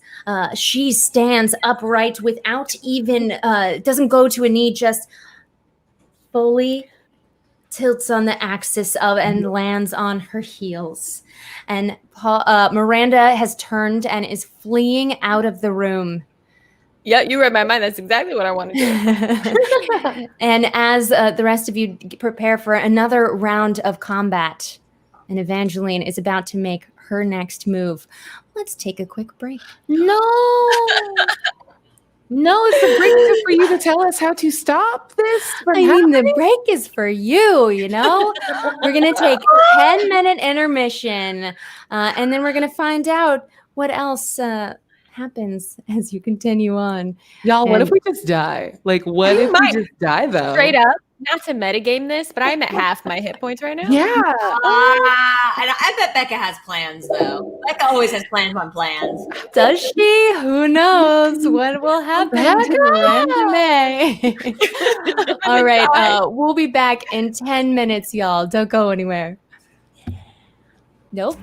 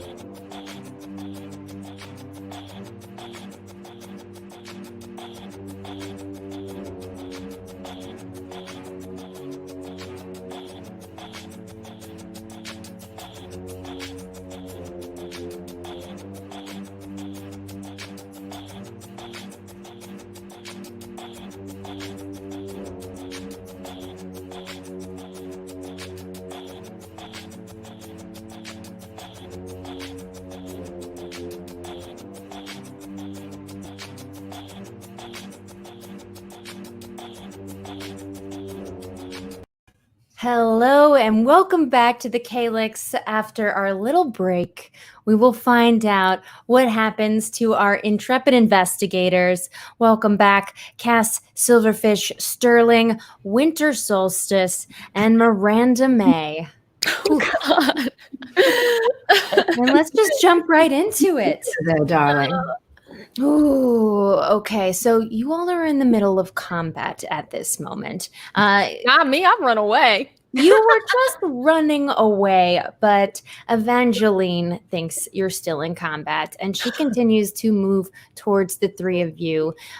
Before she has a chance to act, can everyone just declare what they'd like to do with their round of combat? Is everyone running, or are some people fighting back? I mean, fight back with what? Oh, I don't feel like we're ready. I'm gonna try to fight back with the stake because I don't understand where to run to. Right, you're holding the long wooden object in your hand. A Sure. no stick. Yeah. And then Winter, did you take the lantern from Cass? Yes, I have lantern. Okay. Winter, what would you like to declare to do with this round of combat? I'd like to use the lantern to hold up and see better and take another shot. With your derringer? Sure. Okay, so you prepare to steady your little pistol. Cass is preparing to use this wand of sorts in some way, but just at that moment, Miranda, you have started to skitter down the stairs. Oh, yeah. I want to, if it comes near me, if Evangeline comes near me, I want to reach into my pocket and throw that handful of sand at her. Sure. That's sand use. So that is you're holding on your action in case Evangeline comes for you. So her hair is mussed in front of her face, and she's just stood up without any effort, just lifted, almost levitated backwards, and her arms come out, and her hands start to extend and reach. Her arms do like a Stretch Armstrong and start coming right at you, Cass. She's reaching for you because you have in your hands the wand that was used to kill Veronica, and she reaches for it. Mine. Can you give me your fighting brawl? Yeah. Okay. Oh shoot. My brawl is not good. Can I spend? I got a 36. Can I spend 11 of my luck? No, but she also failed in trying to get it from you. She reaches and stumbles and starts to lurch a little bit closer. Cass, Winter, you act next. And you wanted to fire the Derringer. Yes. What was the full verse that in whatever something? Let's see. The verse that you saw inscribed in the tray on the altar said, "In whatever place it may be, wherein commemoration of my name shall be made, I will come unto you and I will bless you." And I'll put that Commemoration of my name shall be made. There you go. I could have been doing this all day. Send it to you in our super chat. Ooh. She's moving towards you as the gun is pointed at her, and she lurches your way, Winter. Can you give me a roll for firearms? And I also hold up the lantern towards her.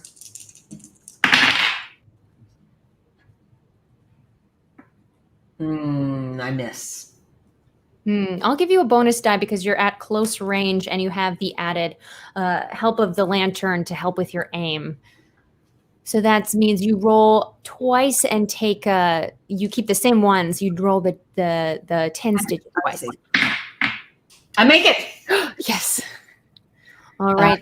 And 1d8 of the damage that you do when 5 damage as this tiny pistol shoots off a chunk of her putrid-looking face, and you smell it as you see the ichor go splashing across the room and splatters onto the desk across all of the religious texts that you left behind when you took the journals and the journals of Abramelin as well. I think you said you took all of those with you, yeah? I did, yes. Okay. And then Cass. Would you Yeah. like to attempt to impale with that? I would very much. Is it my fighting brawl again? It's a brawl. Okay. Well, hopefully we'll get better. No, it's so much worse. Oh God, I got a 62. You stab at her with it, and she puts up her hand, and it just goes right through. And as you pull it back, the hand just closes again where the hole was. She looks at it, twists her neck around unnaturally, and continues moving towards you. Miranda, did you Yes. want to run anywhere in particular or do something in the I'm part gonna of- say I have an idea. I'm gonna throw this sand at Evangeline to get her attention. I'm gonna say, "Hey, Evangeline, I bet you can't catch me." And then I'm gonna run down the hall toward the room with the white pine. I want to try and lure her into the room with the white pine. Is what I'm after. So I'm trying to make her mad, and maybe she'll come after me, or maybe okay, yeah. Let's just see what happens with that. Sure. If that doesn't work, I have another idea when it's my turn again. Let's see if she falls for your ruse. Let's see. Can you hold on? Where have you gone? Where have you gone, character sheet? Here we go. Ooh, yeah, she doesn't fall for that one. She has 2 willing victims right here in the room. The sand goes into her eyes, and then blood starts to drip out of the eyes as she blinks it away. Ew. And spits sand back in Winter's direction, as Winter has become the closest one to her. Sorry, Winter. Miranda, you are bleeding from the ankles where her talons, almost these long, uncut, unnatural nails have dug into your calves. And then she continues to move towards you. All right, in this next round of combat, before anything else happens, are you guys going to attack again? Nope, I'm running. I did a stab, and I've learned a thing today, which is don't do stabs. I'm gonna go. Miranda's free, so I shall also beat a hasty retreat. All right. As you turn to run, do you go towards the oratory, the altar room? Yes. I Towards where do. Miranda is, yeah. Okay. Yeah, I'll follow the group. All right. You all go as a group back into the oratory, and it's a small hallway. She's still moving towards you. She's going to continue to run after you. And can everyone tell me their move value? Mine is 7. 7. 8. Okay. She moves lightning fast. She steps forward and moves almost past you and through you. You see a blur of colors as she stands in the oratory in front of the altar and grins at you. And then she's gone just as quickly. Okay. Augustus comes running up the stairs. Guess, my valued guess. I heard the commotion. I think you know. Yeah, your dead wife is trying to kill us. Why don't you just tell us from the beginning why this whole ruse? We could have been trying to help you for so long. Oh, like you would have believed him. I wish that it were that easy. Indeed, I doubt you would have believed me, but also every time the demon kills us and we're born again or appear again, we don't have the memory of anything except our mortal lives. We can't help ourselves. What we need is someone to come from the outside and to save us. All right, so let's pool all of our knowledge. So we've seen the lead figurines in the different corners of the house. It seems we need to draw it like a noose. And have you found the book? I beg pardon? Which book? The key. The book that is the key. I need to perform the ritual. Hold up, Abraham's. No, that is what brought the demon to us. Come with me to the library. Hold on. Just 2 seconds. Can I try to bind up any of Miranda's wounds? Because she's not doing super good. Sure. He turned on his heel, and it seemed like he was headed to the library, but you can definitely take a moment and perform first aid. Yeah, some of us are still alive and could use a little tending. Give me 5 minutes. Thanks, Of course. Can I assist? Yeah. And I have all of those like white. Absolutely. Each of you can attempt a first aid roll. Or if you have medicine, you can do that instead. I got a 19 under 30. Nice. Amazing. Miranda, you can take 1 HP back. Thank you. I got 39 under 40. Hey, count it. Oh, nice. Okay, so I'll let you each, working together, be able to heal Miranda 1 HP, which is probably not technically the rule, but I'll give it to you. You're the That's GM, fine. so it gets to be what you want it to be. But you roll good, and I like that. Thank you. You're welcome. I'm sorry. I'm sorry I didn't believe you.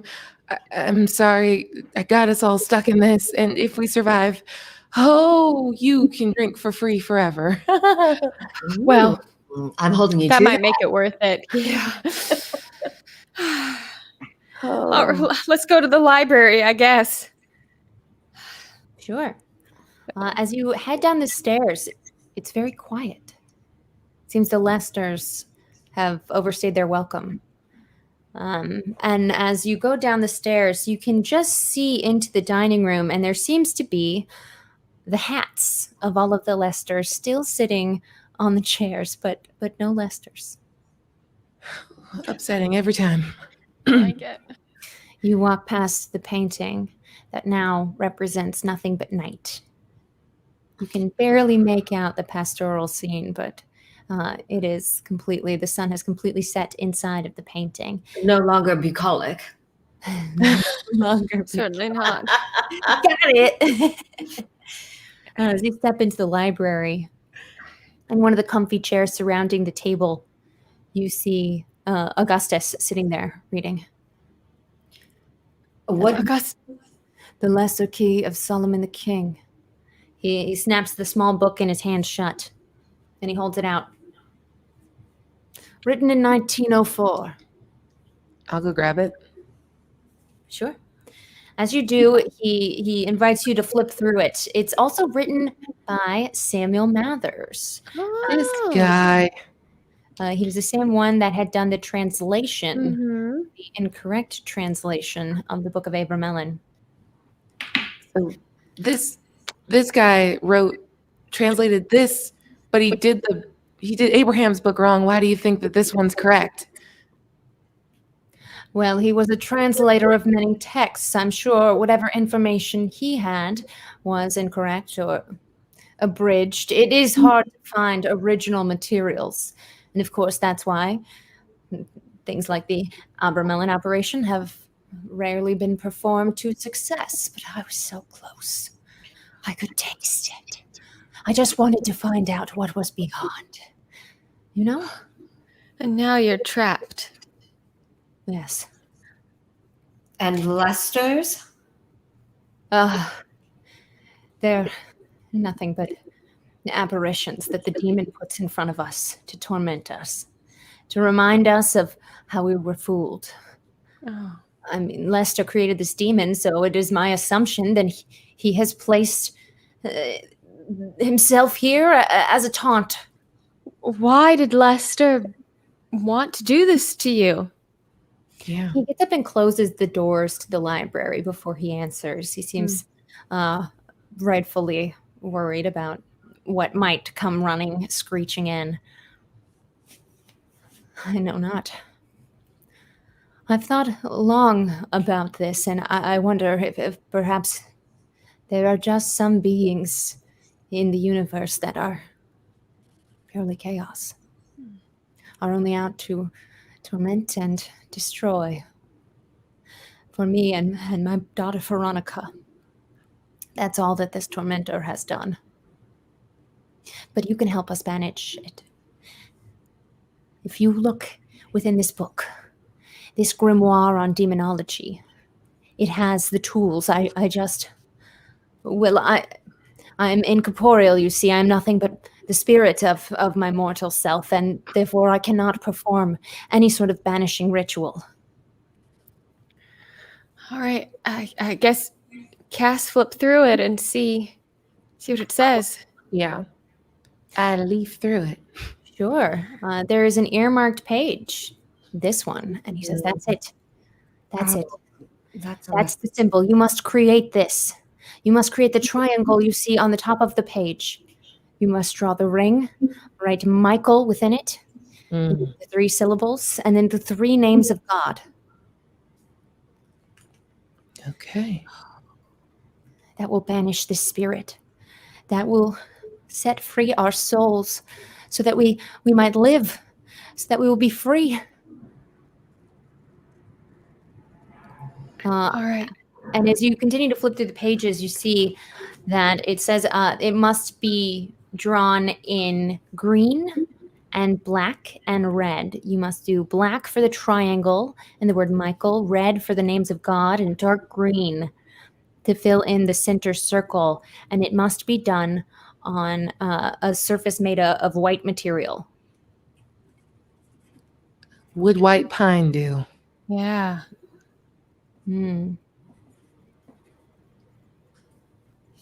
There is actually a white floor in another wing of the house downstairs here.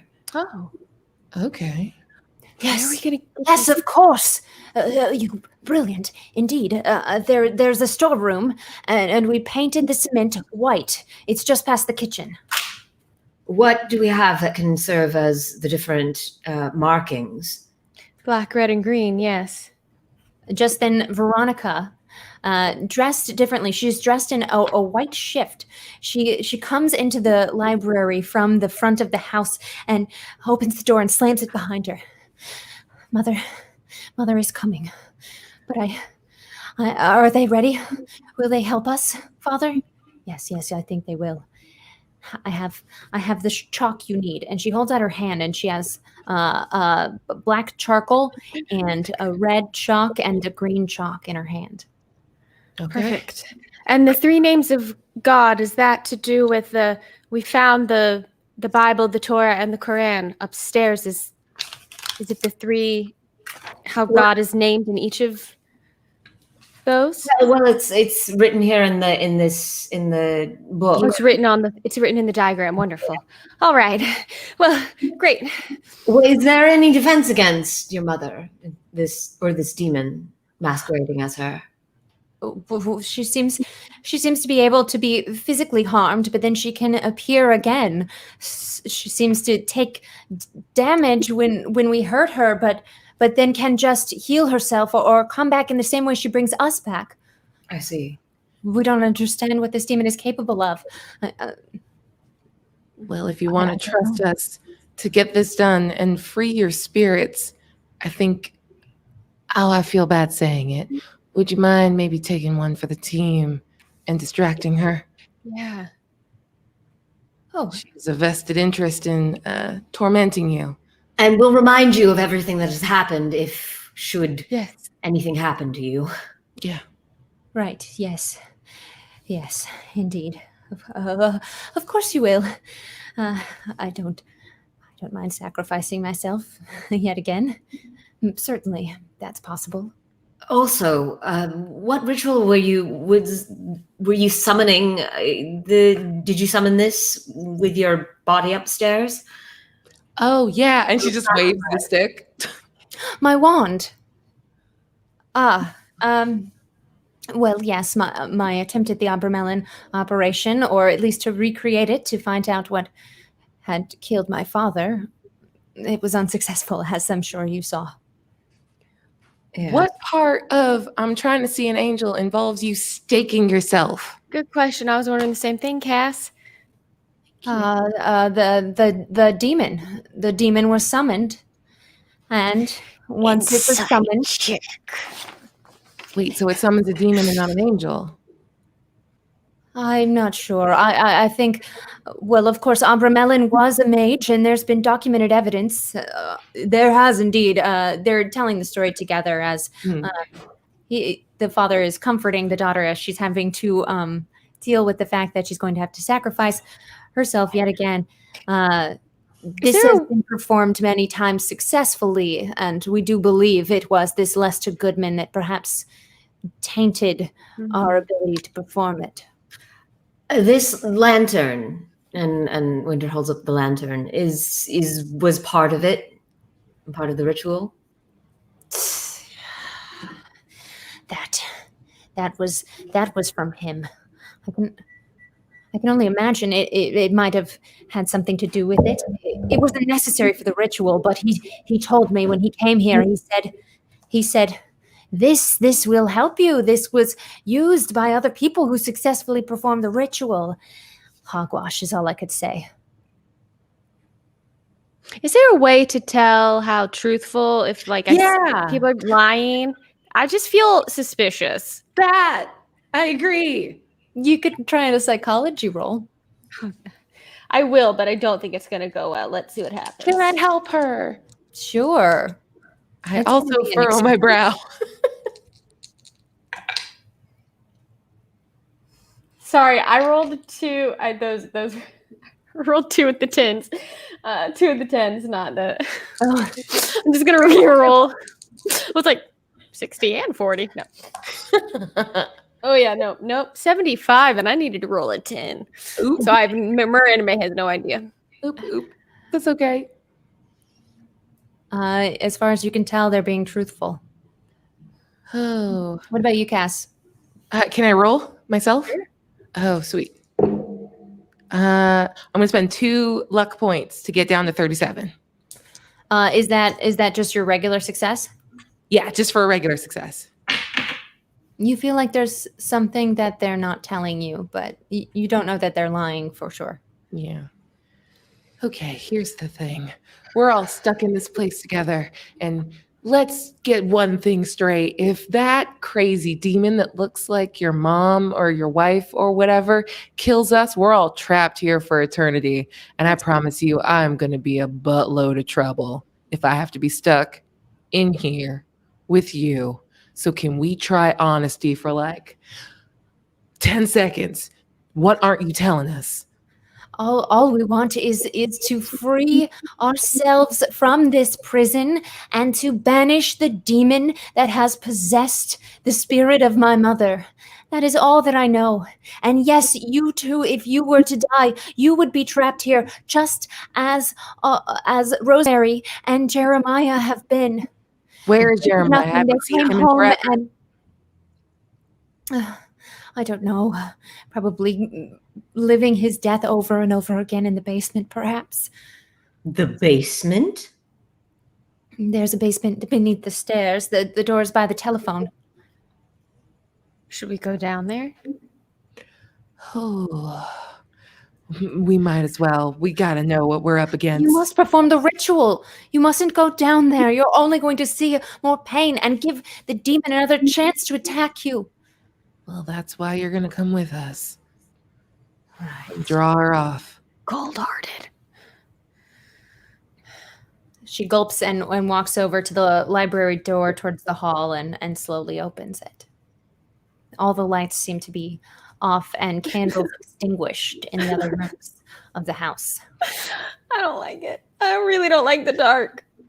Before we walk into the dark, did we do like a full investigation of the lantern? Like, is there any weirdness?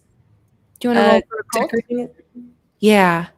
I know that Winter already tried to appraise it. I could try to appraise it if you would let me. Sure, go for it. This is a weird candle. That's how bad I rolled. That was terrible. Really, it's a bad candle, right? It's probably real crystal. As far as you can tell. Sort of. It's just I would like to be able to appraise this, but every time I look at it, I think about Lester pulling it out of his mouth, and it just gets in the way. I just can't focus. Okay. Are you going to go through the open door into the hallway? Yeah. Winter, do you think we should?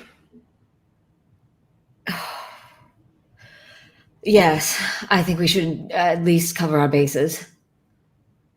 Okay. All right, as you file into the dark hallway. I'm taking the Solomon key book with me, by the way. That's excellent. the book with the ritual for banishing a demon. This demonology book. The Lesser Key of Solomon the King is under your arm. And as you walk into the hallway, it's quiet.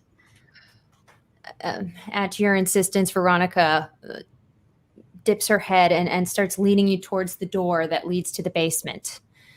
She opens it slowly and starts to head down, leaving the door open, but it is dark down there. The only light is coming from the lantern between you and a few candles that were lit in the library. I should have grabbed one of the candles from the library, probably. Sure, you're still in that area. You can grab one of the candles out of either, I don't know if there's like a candlestick I can just pick up or I can pull a candle out. I'll shoot at this point. I'll let the wax burn my hand. Silver candlestick. A few silver candlesticks are on like in holders, but you can pull them out. They're in like standalone standees around the library. I'm gonna use one just so I have a little bit of vision. All right. There are electric lights. I mean, you saw those chandeliers earlier. They just don't seem we can just flip a switch. Right, oh yeah. It seems to be only candlelight that he was reading by. And as you take one, you once again notice that there is no wax dripping from this candle, and it is as if it were just freshly lit. Oh yeah. I'm not gonna burn myself. Okay, let's go. One less thing we don't have to worry about. Yeah, let's just find the silver lining where we can. Magic of always. Okay, so you're heading down into the basement, and Veronica seems to be ahead of you. You can see her. She's pulling the cords on one electric bulb that swings as she pulls the cord. There's boxes all around, and you see there's around a corner you can't see. There seems to be stacked furniture over there, and you hear a gentle weeping. Oh gosh. Who is that? Who's there?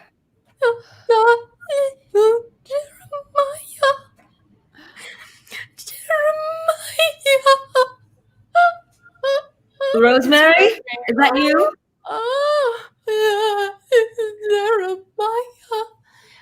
Do you go towards the sound? Yes. All right. Yeah. As you round the corner, Veronica is nowhere to be seen, but you do see Rosemary sitting on the ground, rocking back and forth, and a body with a head in her lap is lying there. It seems to be that suit that you've seen before, that well-dressed man, but now his clothes are in shambles, and he's mumbling, gurgling, and blah, blah, blah, blah, mindlessly, and it seems that he no longer has a tongue.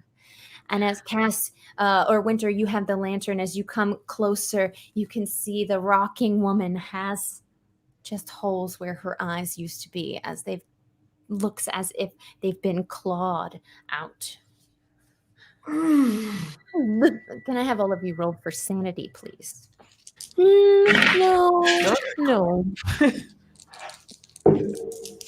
Oh my God. My sanity is a 47 and I rolled a 46. Oh,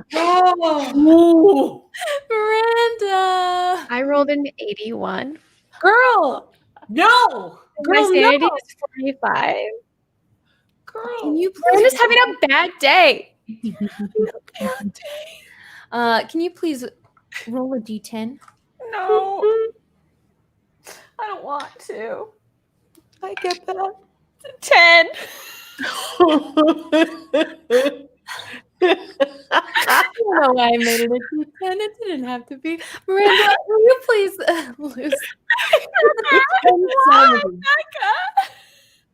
And I need you to also roll for intelligence, which is something that I should have had you do last time you went temporarily insane. Technically, only if you understand the consequences of what you're seeing and its nature. I rolled a 93. Okay. That's actually a good thing. That is the one time that you would like to roll high.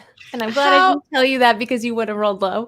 Yeah, that's so true. How many sanity points do I lose? 10 sanity, but you do not go temporarily insane. I go, but it's okay. I got this. Because you can't understand logically what it is you're seeing. You don't understand why this would be so. And you just put yourself inside of your mental brick house for a minute. What's your happy place? You just start laying the bricks upon each other. Just take a moment and you steel yourself, as the rest of you do. To that Going into my brick house.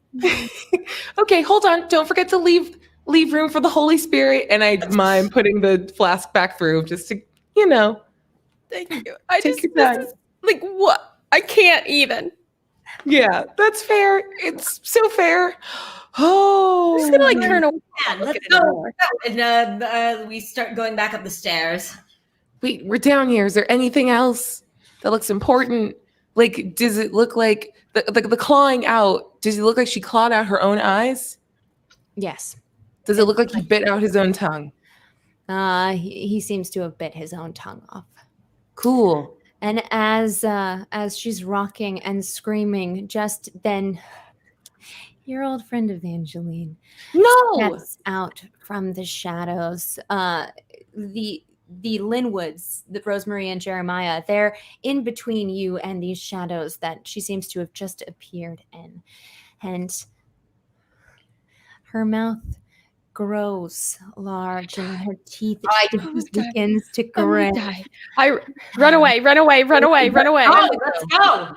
As you run, you hear the screams of what sounds like just an unnatural devouring. It sounds like chewing and chomping and breaking of bones and unnatural screams from Jeremiah and Rosemary as they die all over again. As Miranda runs, she also kind of goes to the side and like vomits and then like keeps going. That's okay. That's a waste of good gin, but it's all right. Let's go. Sorry. That's fine. As you do, Miranda, you stumble over two skeletal corpses that seem to have fallen in a position similar to the one that you saw. These still barely alive beings, and they are in fact the bodies of the Linwoods. But everyone is able to run up the stairs. I'll take everybody towards the room with the white floors. Sure. You go through the library to get through the kitchen, and there is the storeroom that you remember from earlier. Did the rest of you follow? Yeah. Excellent. Augustus had been waiting in the library, and he starts jogging along behind you. Veronica was waiting in the hallway at the top of the stairs. I'm sorry. I came back up. I knew she was down there, and I couldn't. I'm not brave enough. That's all right. That's all right. You were incredibly brave to have tried to face her alone and to figure out your father's death in the first place. But now we need you to help us. Do we need anything else besides this chalk for the ritual? The wand. You need the wand. And you need the pages from the book. Do you have the book? Yes. Yes. And the statues, a dead end there? No, those aren't important. We don't need those. Excellent. Do we need the white pieces of square paper? None of it's important. We just have to banish the demon. All right. Well, then why is it in your house if it's not important? I don't believe it, and I don't trust it. I'm going to say this very, very quietly to Winter. Roll? Yeah. I feel like they want to trap us here. A 2. You think it's very strange that the objects that you read in the diary that Veronica mentioned were important for binding this spirit are not important to her now. Yeah. They were in life. You are in the storeroom. You saw the furniture that you assume is in the bedrooms, that was from the bedrooms that have now been emptied for other purposes. As you've now found out, at first it was just Augustus staying upstairs and then just Veronica. In that same bedroom, you see the broken, taken apart poster beds and just a large empty white space on the floor. Who took the chalk? I think Miranda has it, right? I thought Winter had it. We didn't specify, but I believe I have it. Give me the book. And so I take a look at the book. Now, in my education, have I come across this? As an artist, I would have, I'm sure come across some of the Keys of Solomon. Did you come across this? Sure, give me an education roll. Boom. I was straight success. Nice. Yeah, you definitely have read a lot of texts for inspiration. Sometimes you'll go to the library and just flip through to find sort of religious art, and this is not an unknown image. This is the magic triangle of Solomon. And let's see. Okay. Would you like to start performing the ceremony? Do I know what it does historically, or according to legend? You just know that it is a well-known symbol. No, in the text that you know about, you don't know that it's used in a demon banishing ceremony. You haven't previously read this specific book. What if? Because it's angels and it's the name of God. What if this doesn't banish a demon? What if it summons an angel? What if this is the end of the ritual? They're just trying to complete that. Yeah. I think you might be onto something, Cass. No, the Abramelin operation is what brought the demon that killed my father and then killed me when I performed the operation yet again. You probably did it wrong. Samuel, what was his name? Samuel Mathers was a poor translator at best. And what if now your only hope for your eternal soul is to finish the thing you failed to do before? No, summoning. We can't summon what's already been summoned. I'm sure that banishing this demon is done in this way. We've done so much reading. Veronica. Yes? What about the thing? Why? I just don't believe you, but I have no proof. What don't you believe? Well, Soon will be a spirit trapped in this house forever. You will be bound by the leaden objects if we don't destroy the demon. But didn't your journal say we needed to use those leaden objects? Yes, we must destroy them as well. They're part of the trap, but the demon, we can only, I don't know, I've never done it before, but I think, well, perhaps if we destroy what I put that was trapping us here, then we'll all be free. what do the pages say? What does the text say around the diagrams? Well, they're discussing the pages around it? Yes. It just describes that that you should draw a 3-foot wide triangle on a white surface, that you should use different colors, black to represent the triangle and the word Michael. It doesn't give you information except about actually performing this banishment. Would and then it talks about different types of demons and different writings about demons. It's just a grimoire, a magical book. Would any of my knowledge of the occult let me know, like, yes, these colors are associated with the thing that we're meant to be doing, and like this all seems kosher? It does seem. Do you want to just roll for occult? If you'd like me to. I believe in you. Come on, dice. You've been so mean to me today.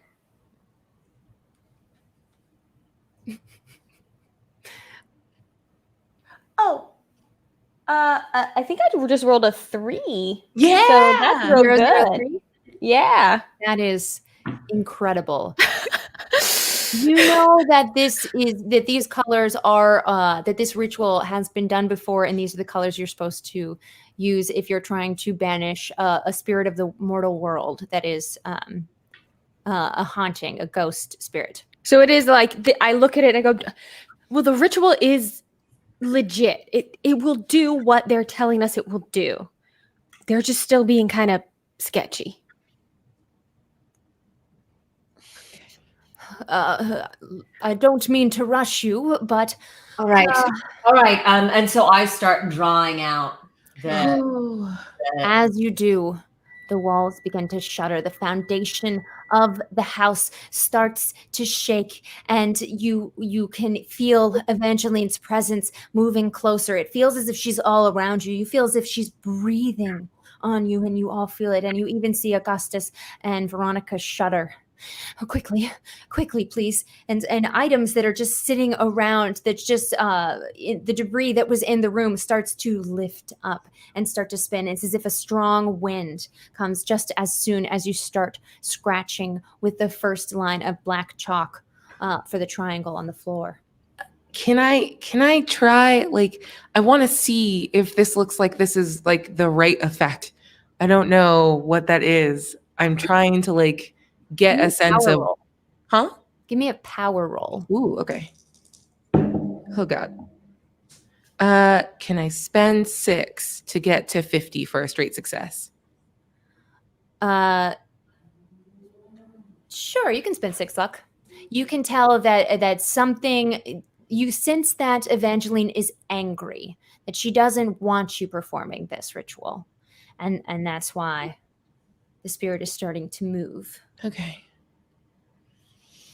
All right. Whatever it is, she hates it. So that's good, I guess. I keep drawing. Can I take one of the colors of chalk? Sure. Winter, the triangle is meant to be drawn in black, and then the names of God are meant to be drawn in red, and the center circle is meant to be drawn in dark green, from the pages of the book. Okay. Great, I'll do it in red. I'll do the circle. All right. As you start to take your action and move,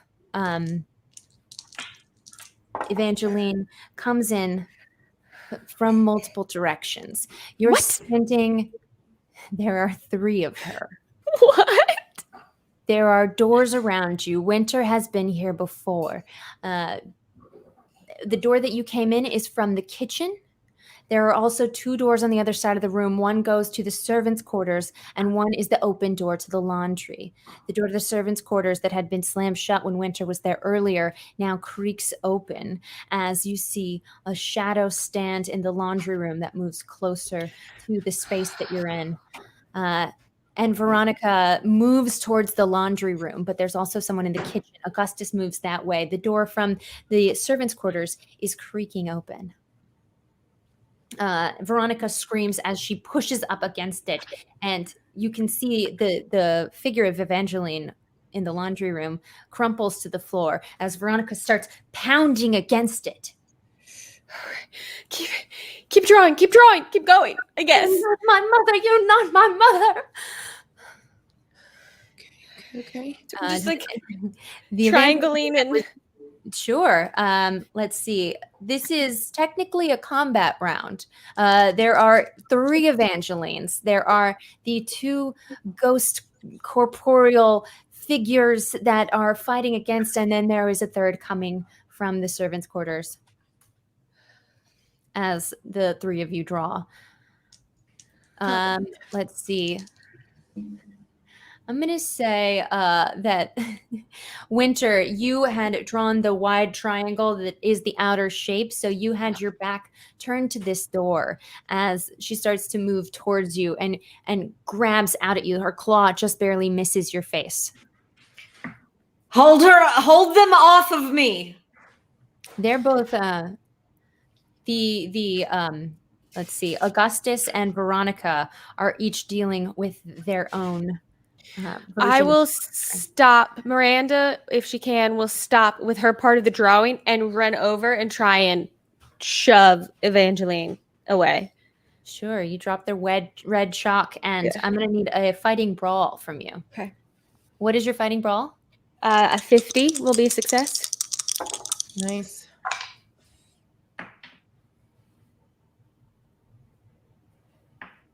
Oh, I got a 1. I got 2 zeros and a 1. Yeah. It's a 1, right? Because the 100 is a 000, right? Amazing. You had to tell your dice you were mad at them.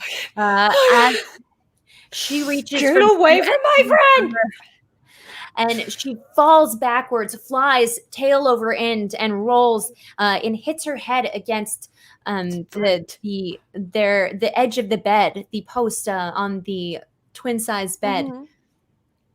And you can see it just starts to drip blood. And then I want to run back if I can. I don't know what how much I'm allowed to do, and try and start drawing again. That'll be the next thing I will want to do. Okay, great. Let's see how Augustus is doing. Okay, he's able to fend off the one he's fighting for now. But Veronica screams in the laundry room as you hear just a blood-curdling scream and then a snap. And if anyone glances over, they see that her body has ceased to move as once again, Veronica. in the dirty night shift and bare feet and long black matted hair, you see the thing moving towards you. Cass and Winter, you continue to draw. It's going to take you, let's see, it was 1d4 plus 2 rounds that it will take you to draw this magic triangle of Solomon. And that was 1 round. Oh, God. But I rolled a d1 for you. So, or a 1 on the d4. Can I attempt to go any faster as, a master forger and artist? Ooh, yeah, give me an arts and crafts roll. Great idea. Yeah.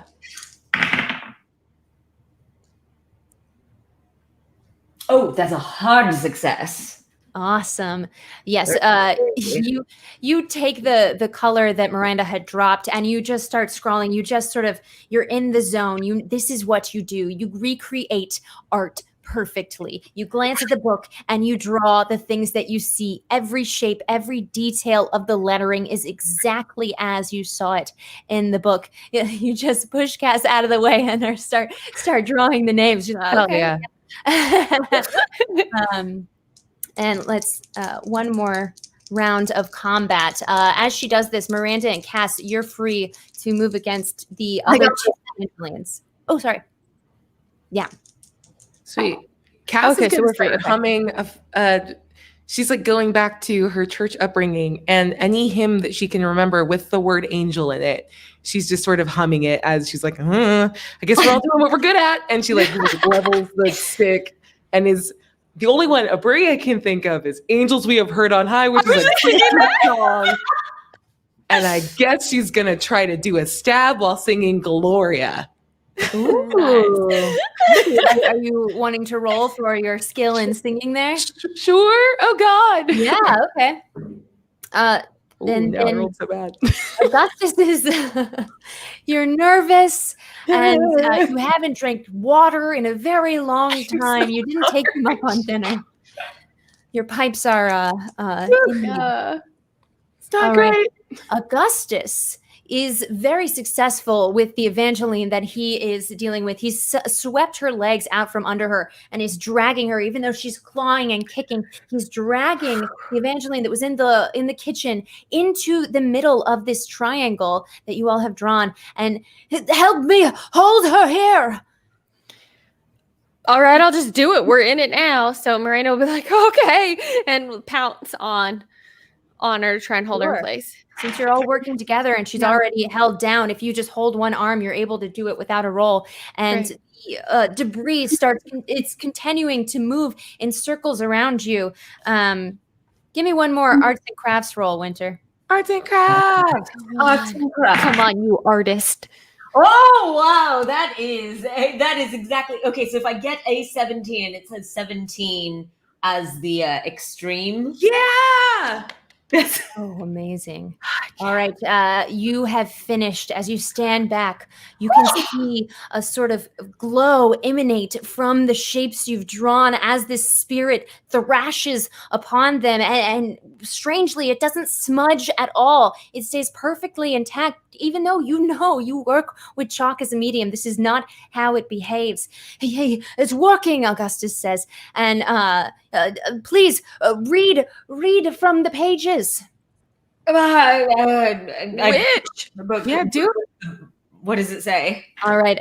It's in a text that you don't understand, but if I can have Is it anyone German? try a successful power roll with their hand on the book to see if you can banish Evangeline. Are we all trying? Let's all do it. I will try. I rolled I a got it. 34, and my power is 55. I got a 35 over under 50. Oh, I failed. You're tired from all the drawing. Yeah, Delighted. Miranda, you have to let up on Evangeline as you stand to place your hand on the book, and I'll grab her.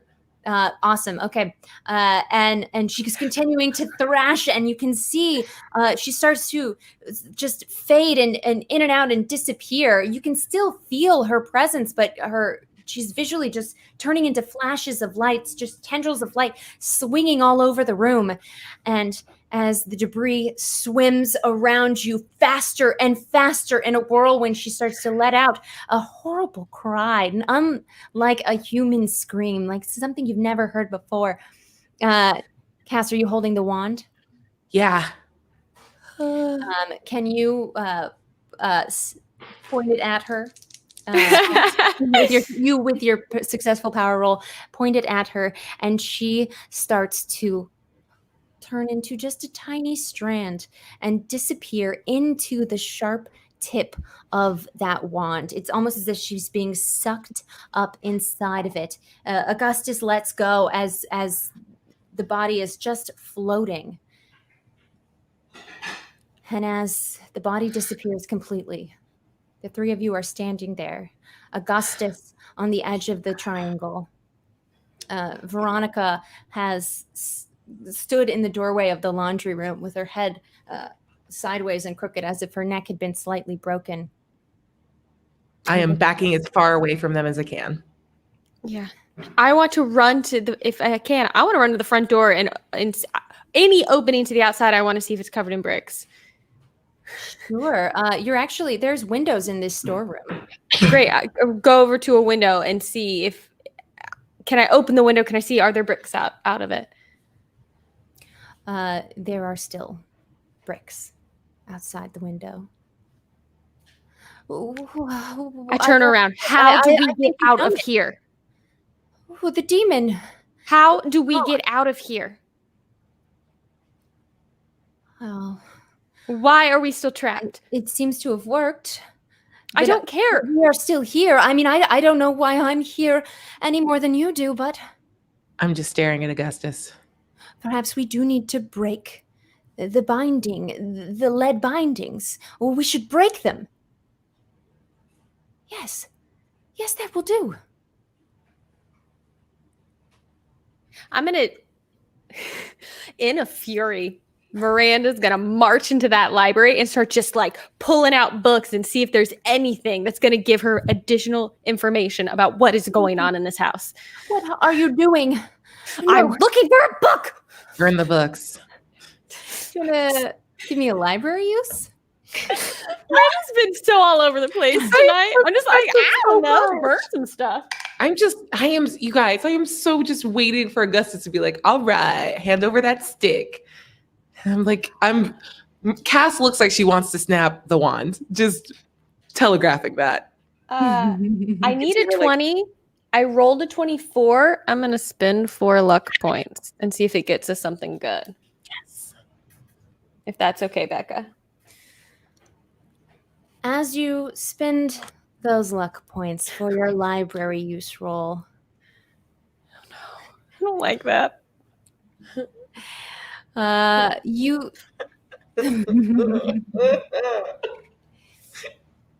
No, Becca, no. What do you find here? She's like, you're not supposed to find anything. Why'd you spend your luck? It's okay if the answer is nothing. You find, as you flip through the pages and you rip them apart, you find a book on magical artifacts. In fact, in your studies, it's one that you've seen before because you are a collector of artifacts. I've seen this book. How could I have forgotten? And you see an entry for the Beacon of Chaos. The Beacon of Chaos, not the Beacon of Hope. And does it look like the lantern that we have? It looks exactly like the lantern that you have. Is there anything else in here that looks like the actual beacon of hope? Or is that just a made-up name we were told? Miranda, you realize that there is no beacon of hope. And beside this entry, it says every time a beacon is lit, it absorbs and stores magic from those in its immediate vicinity who will feel tired before it passes on. Once it has reached, has stolen magic 100 instances, it will bring upon a shapeless one to this universe. And just then, No, the pages flutter, and the book floats up in front of you. Winter and Cass, you don't understand how, but a wind blows you from the room where you had just been all the way to the library, sort of just shoves you all together. You can fight against it, but it pushes from behind you until you're all standing together. And before you, you see nothing, but you feel a presence. And in a certain light, you see a shimmer of blue around its shape. break the lantern. Break the lantern. Watch it on the ground. It is my holding place that you have shattered. And now it is you that I will shatter unless you break the 4 leaden obstacles that bind me to this place. The thing that is speaking doesn't seem to have a mouth. It is just a voice. And as it speaks, the sound seems quiet, but at the same time vibrates every cell of your being. Okay. Let's see. Before you, Miranda, you just read before the book floated out of your hands that this might be a shapeless one.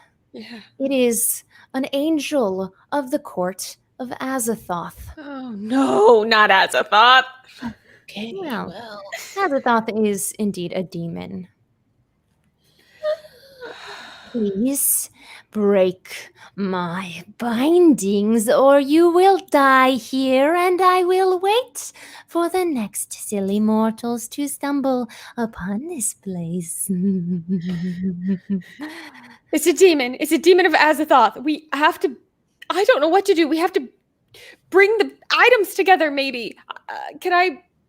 This. You must break them if you wish to leave this place, or I will torment you by manipulating your perception as I have these last hours.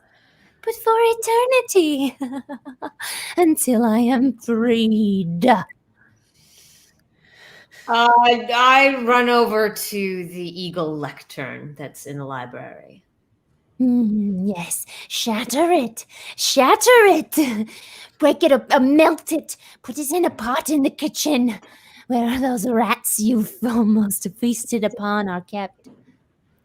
I'll go get the ox.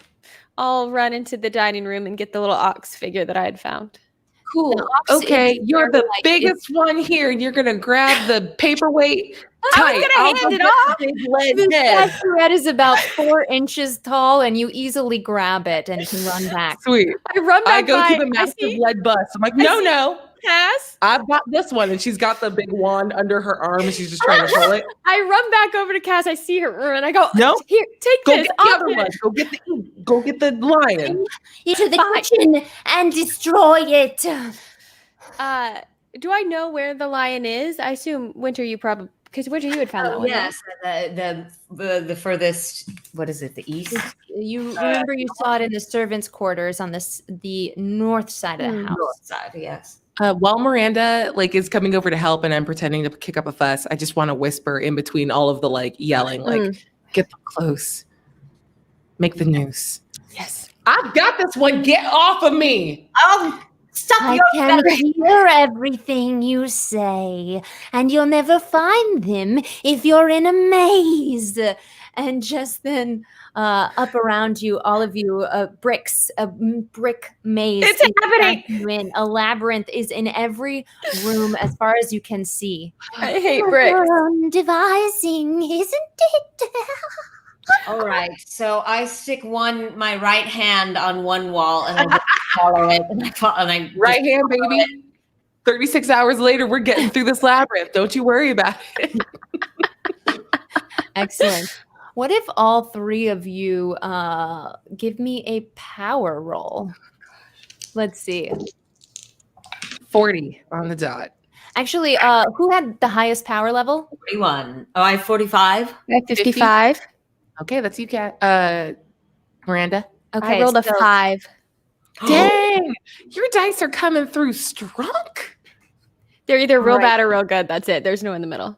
I like an As the interesting three guy. of you combine your power for a moment, you feel the thing flicker as the bricks disappear in front of you, and you see it's floating in the library above your head. You see the outline of 6 wings just fluttering. You can't really see a face, but you see sort of like, it looks like a giant dragonfly, and you just see the thin little silvery blue outline on the edges of flapping wings. Okay, so Do we get a good Miranda, feeling you're from holding that? the ox. Winter, you were moving towards the north of the house where you had found the lion. Does it look like I could have, when I saw the lion, could I reasonably move it? It was the same size as the ox. All right. Oh, so yes, small. Great. Cass, what are you doing? I'm still slowly bringing the big lead bust in. I should definitely be the one carrying this. This is fine. I offered to switch. You're not able to budget on your own. I'll run back over and say, just let me actually help you, please. Okay, well, thank you. You're I'm welcome. sorry. I'm sorry. Oh, no, it's fine. It's been a rough day, and I'm so tired of bricks. That's super fair. And Cass is going to just start yelling for Veronica. For Veronica? Mm-hmm. Veronica does not appear. In fact, as you move through the house, you'll notice many things are not as they were. There is no burning cigar, no fire, no light in the chandeliers. Everything looks decrepit and old and dusty and uncared for. It was all an illusion. Miranda has discovered the truth, which is that this shapeless one was playing and manipulating you the entire time. So what do we do? Do we let it out and hope that we get to leave too? Or do we stay here and keep it trapped here for as long as we can? I can hear everything. I know you can hear me. I think we I have don't to give try, a shit. we have to try and close the noose. Because even if we destroy these things, there's no telling if it will actually let us free. Yeah. So why don't you try to incentivize us to do the thing you want? Threats don't work. Try a carrot, not a stick. It floats into the lounge behind you where the bust of Augustus was, as the two of you struggle to, but can, when you work together, lift up the bust and start moving it. It's going to attempt, you see tendrils of blue light moving towards each of your mouths. Oh. Oh no. And they swing right past Cass and are not successful. But Miranda. Oh my God.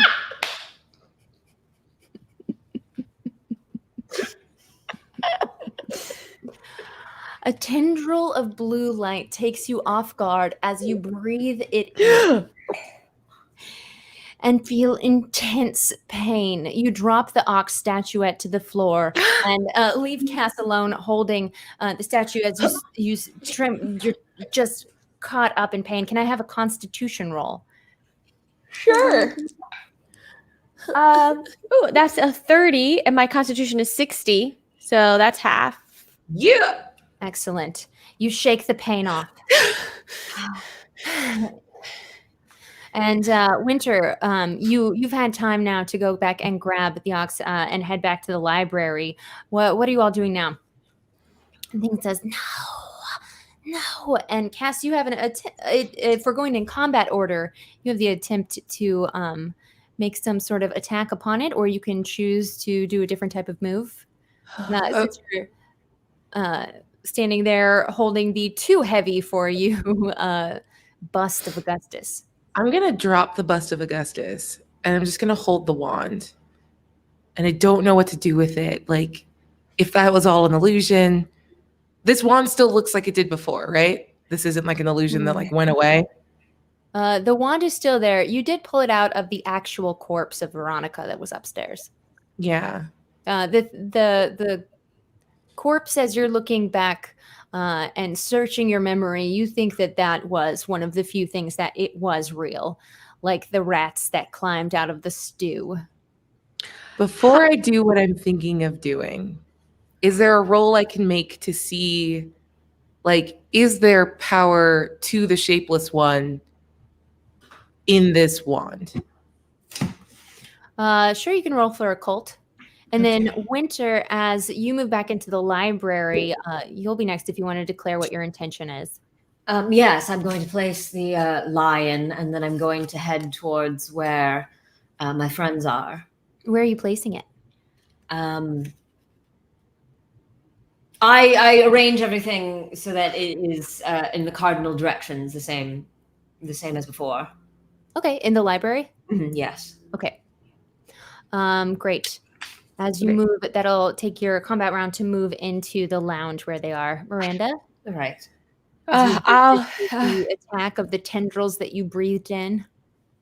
And then they float away as wisps as pain subsides. I'll pick the ox back up and then go, Cass, let's hurry. Let's do this. I'm fine. And I'll go to help pick up the bust again so we can try and get it into the library. All right, Cass, you want to roll for occult for that wand? I'm gonna spend 3. You spend 3 luck. I'm spending 3 to get to a hard success. This is a toy that Veronica had used to cast the spell that brought this thing here, but it seems to have no effect. Okay.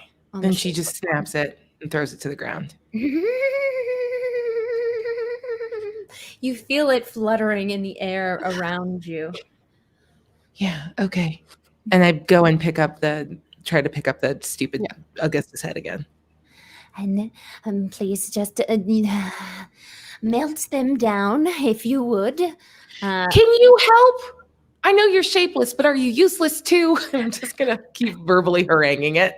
Why would I help when I was the one who is bound here, and you must destroy these things so I can be free? Well, why don't you contribute? Because you seem really antsy, and this is heavy. Is create things in your mind. I can't deal with the actual objects as they exist. Where are you moving with the bust? I think we should move it into the library so that it's on the south portion where Winter is setting up the other items, and then once we get in there, I'll put the ox on the east part of the little. As you move in, you can feel its presence trying to push you away as it puts panes of glass in your way, but you're able to just sort of see that they're only it's your perception being manipulated. As you move closer into the library, you're able to set it down on the south side of the wall, and you can feel the thing. It seems to be getting bigger in the middle of the room and lifting up in this library. Please, destroy it. Break the things. Break them. No, put the ox down. Yeah. Are we supposed to say something? I actually don't know now what we're supposed to do. It starts, you can feel its presence just zooming around the space as if there is a box around where these items have been put. And I start pushing closer. Oh, great. Towards the heavy. Yep. the eagle lectern that was in the library originally. As you push it forward, it starts screeching and squealing the most horrible sounds. I will take you to Azathoth. I will send you to the court. I will show you the true face of God. Is this not what you want? Miranda, I know you are tempted by that which you cannot understand. I could show you the face of God. No, I don't. I want it, but I don't want it. I can't with all the bricks. I just need to get out of here. I can't be bricked into a house anymore. Though it is tempting. Oh, no, I would move the little ox closer in toward the center of the... Yep. So that it's all tightening in. The being's presence being compressed as each of you feels your own mind being compressed. It feels it's actual pain. You feel as if something is inside, just squeezing the insides of your head together as you bring them closer and closer, but you're able to do so. You're able to move naturally. Your mind is playing tricks on you, and you know that now. But as the three of you, let's see, Winter, you were moving the lectern, and Cass and Miranda, you were working together with the big bust, and Miranda, you're holding the ox, and Winter, where you set the lion down, and now there's just a thin, narrow frame, and it's zooming back and forth and back and forth. And as Miranda and Cass, you close in with the south and east sides, this thing bursts into light, and you feel it dissipate as you see a brief window in space open, and you see a jester dancing before a throne. As they move around through this rift in space, you see many dancers, and you can tell by the looks in their eyes that their minds are all broken as the rift closes. And now it's just night in a creepy old house. And you each may gain 1d6 of sanity for sending the shapeless one back to whence it came. And you may gain 1d3 of sanity for destroying the beacon of chaos. Great job. I'm back up to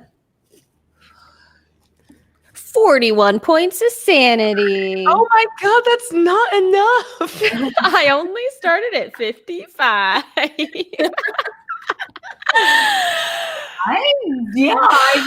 at 51. Wow.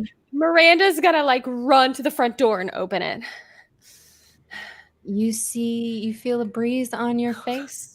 And the garden beyond, you can just barely see the edge of Cass's car way, way down the lane.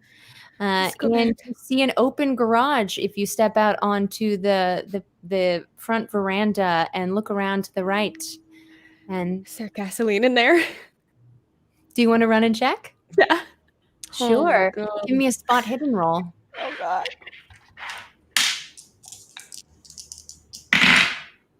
By the way, before Cass goes out to go deal with the car stuff, she's gonna go try to find the book, Solomon's Key, and I'm gonna take it with me. I had it. You have it? You still have it? Okay, never mind. Excellent. Definitely. That's something I can't find any gasoline. I'm still too upset. Miranda, you don't find any gasoline, but you do find an old Studebaker in there. That's just sitting. Mm-hmm. Ladies, I got us a car. Let's get out of here. Okay, well, we're not leaving all that hooch. Absolutely, you're not. If you all want to just give me a brief epilogue of what your characters do next and what they take with them from this experience at Wayland Manor and the Saturnine Chalice. Cass, Aabria. Yeah. So I think Cass is she's gonna shut down the bar for a little bit. She needs some time. It's gonna be closed for probably a year. and then she'll open it back up as the secret key.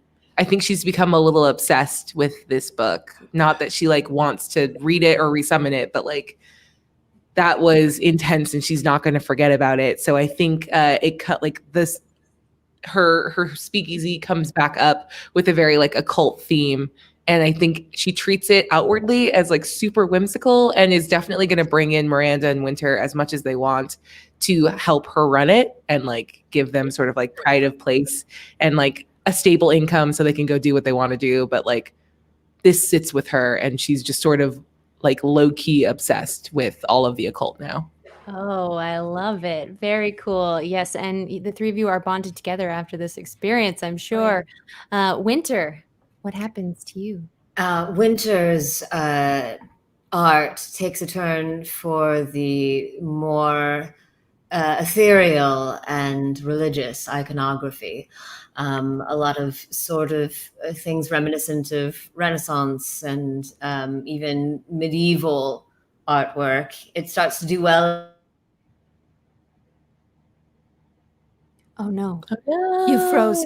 It was a mirage. She was never here to begin with. I knew it. She was the shapeless one. No.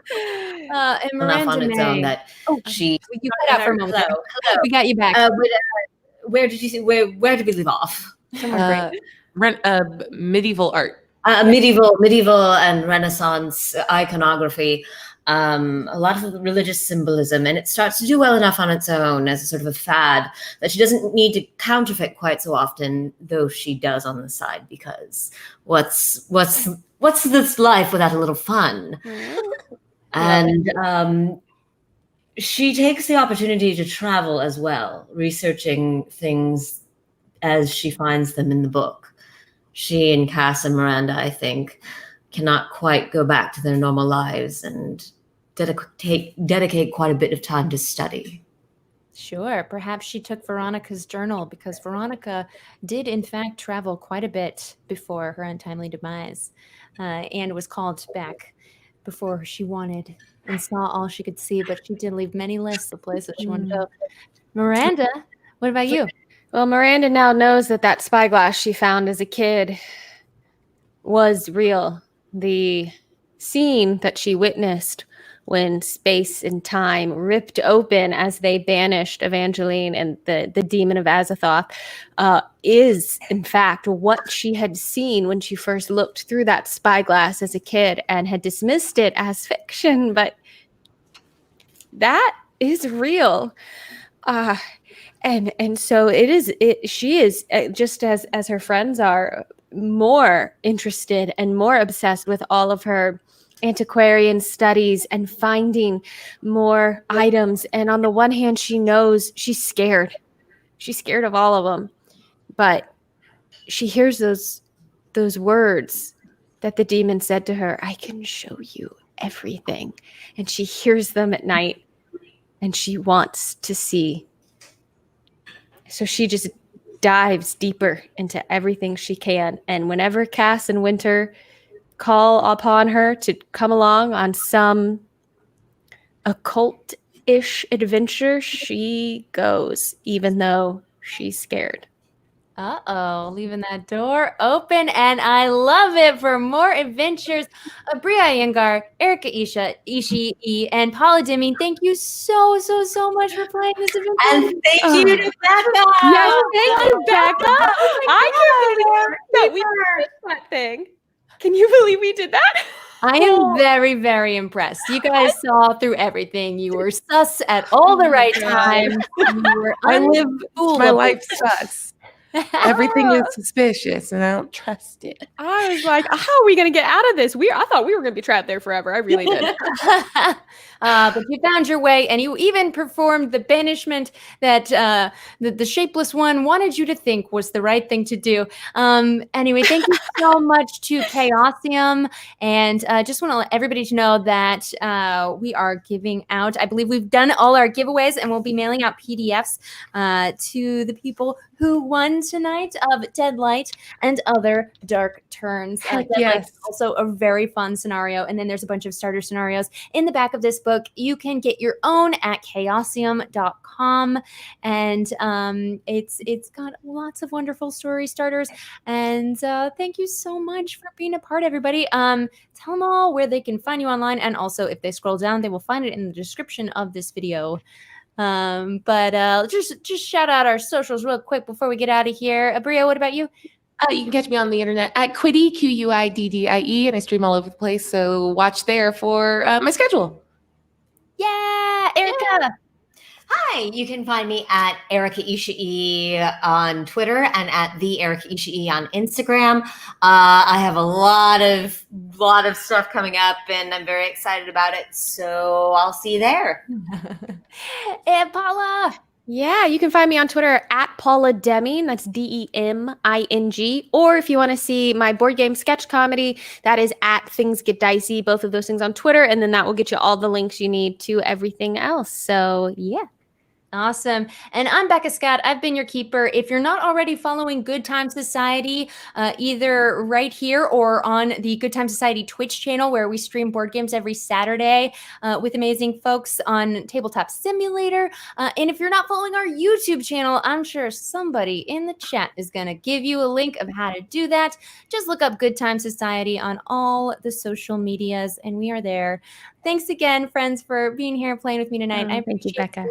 so much. I appreciate you. Yeah, this was so fun. Everybody in chat, we got to play more games. I love playing with all three of you, so thank you for being here. All right, good night, everybody. Take care. Good night. Whoa!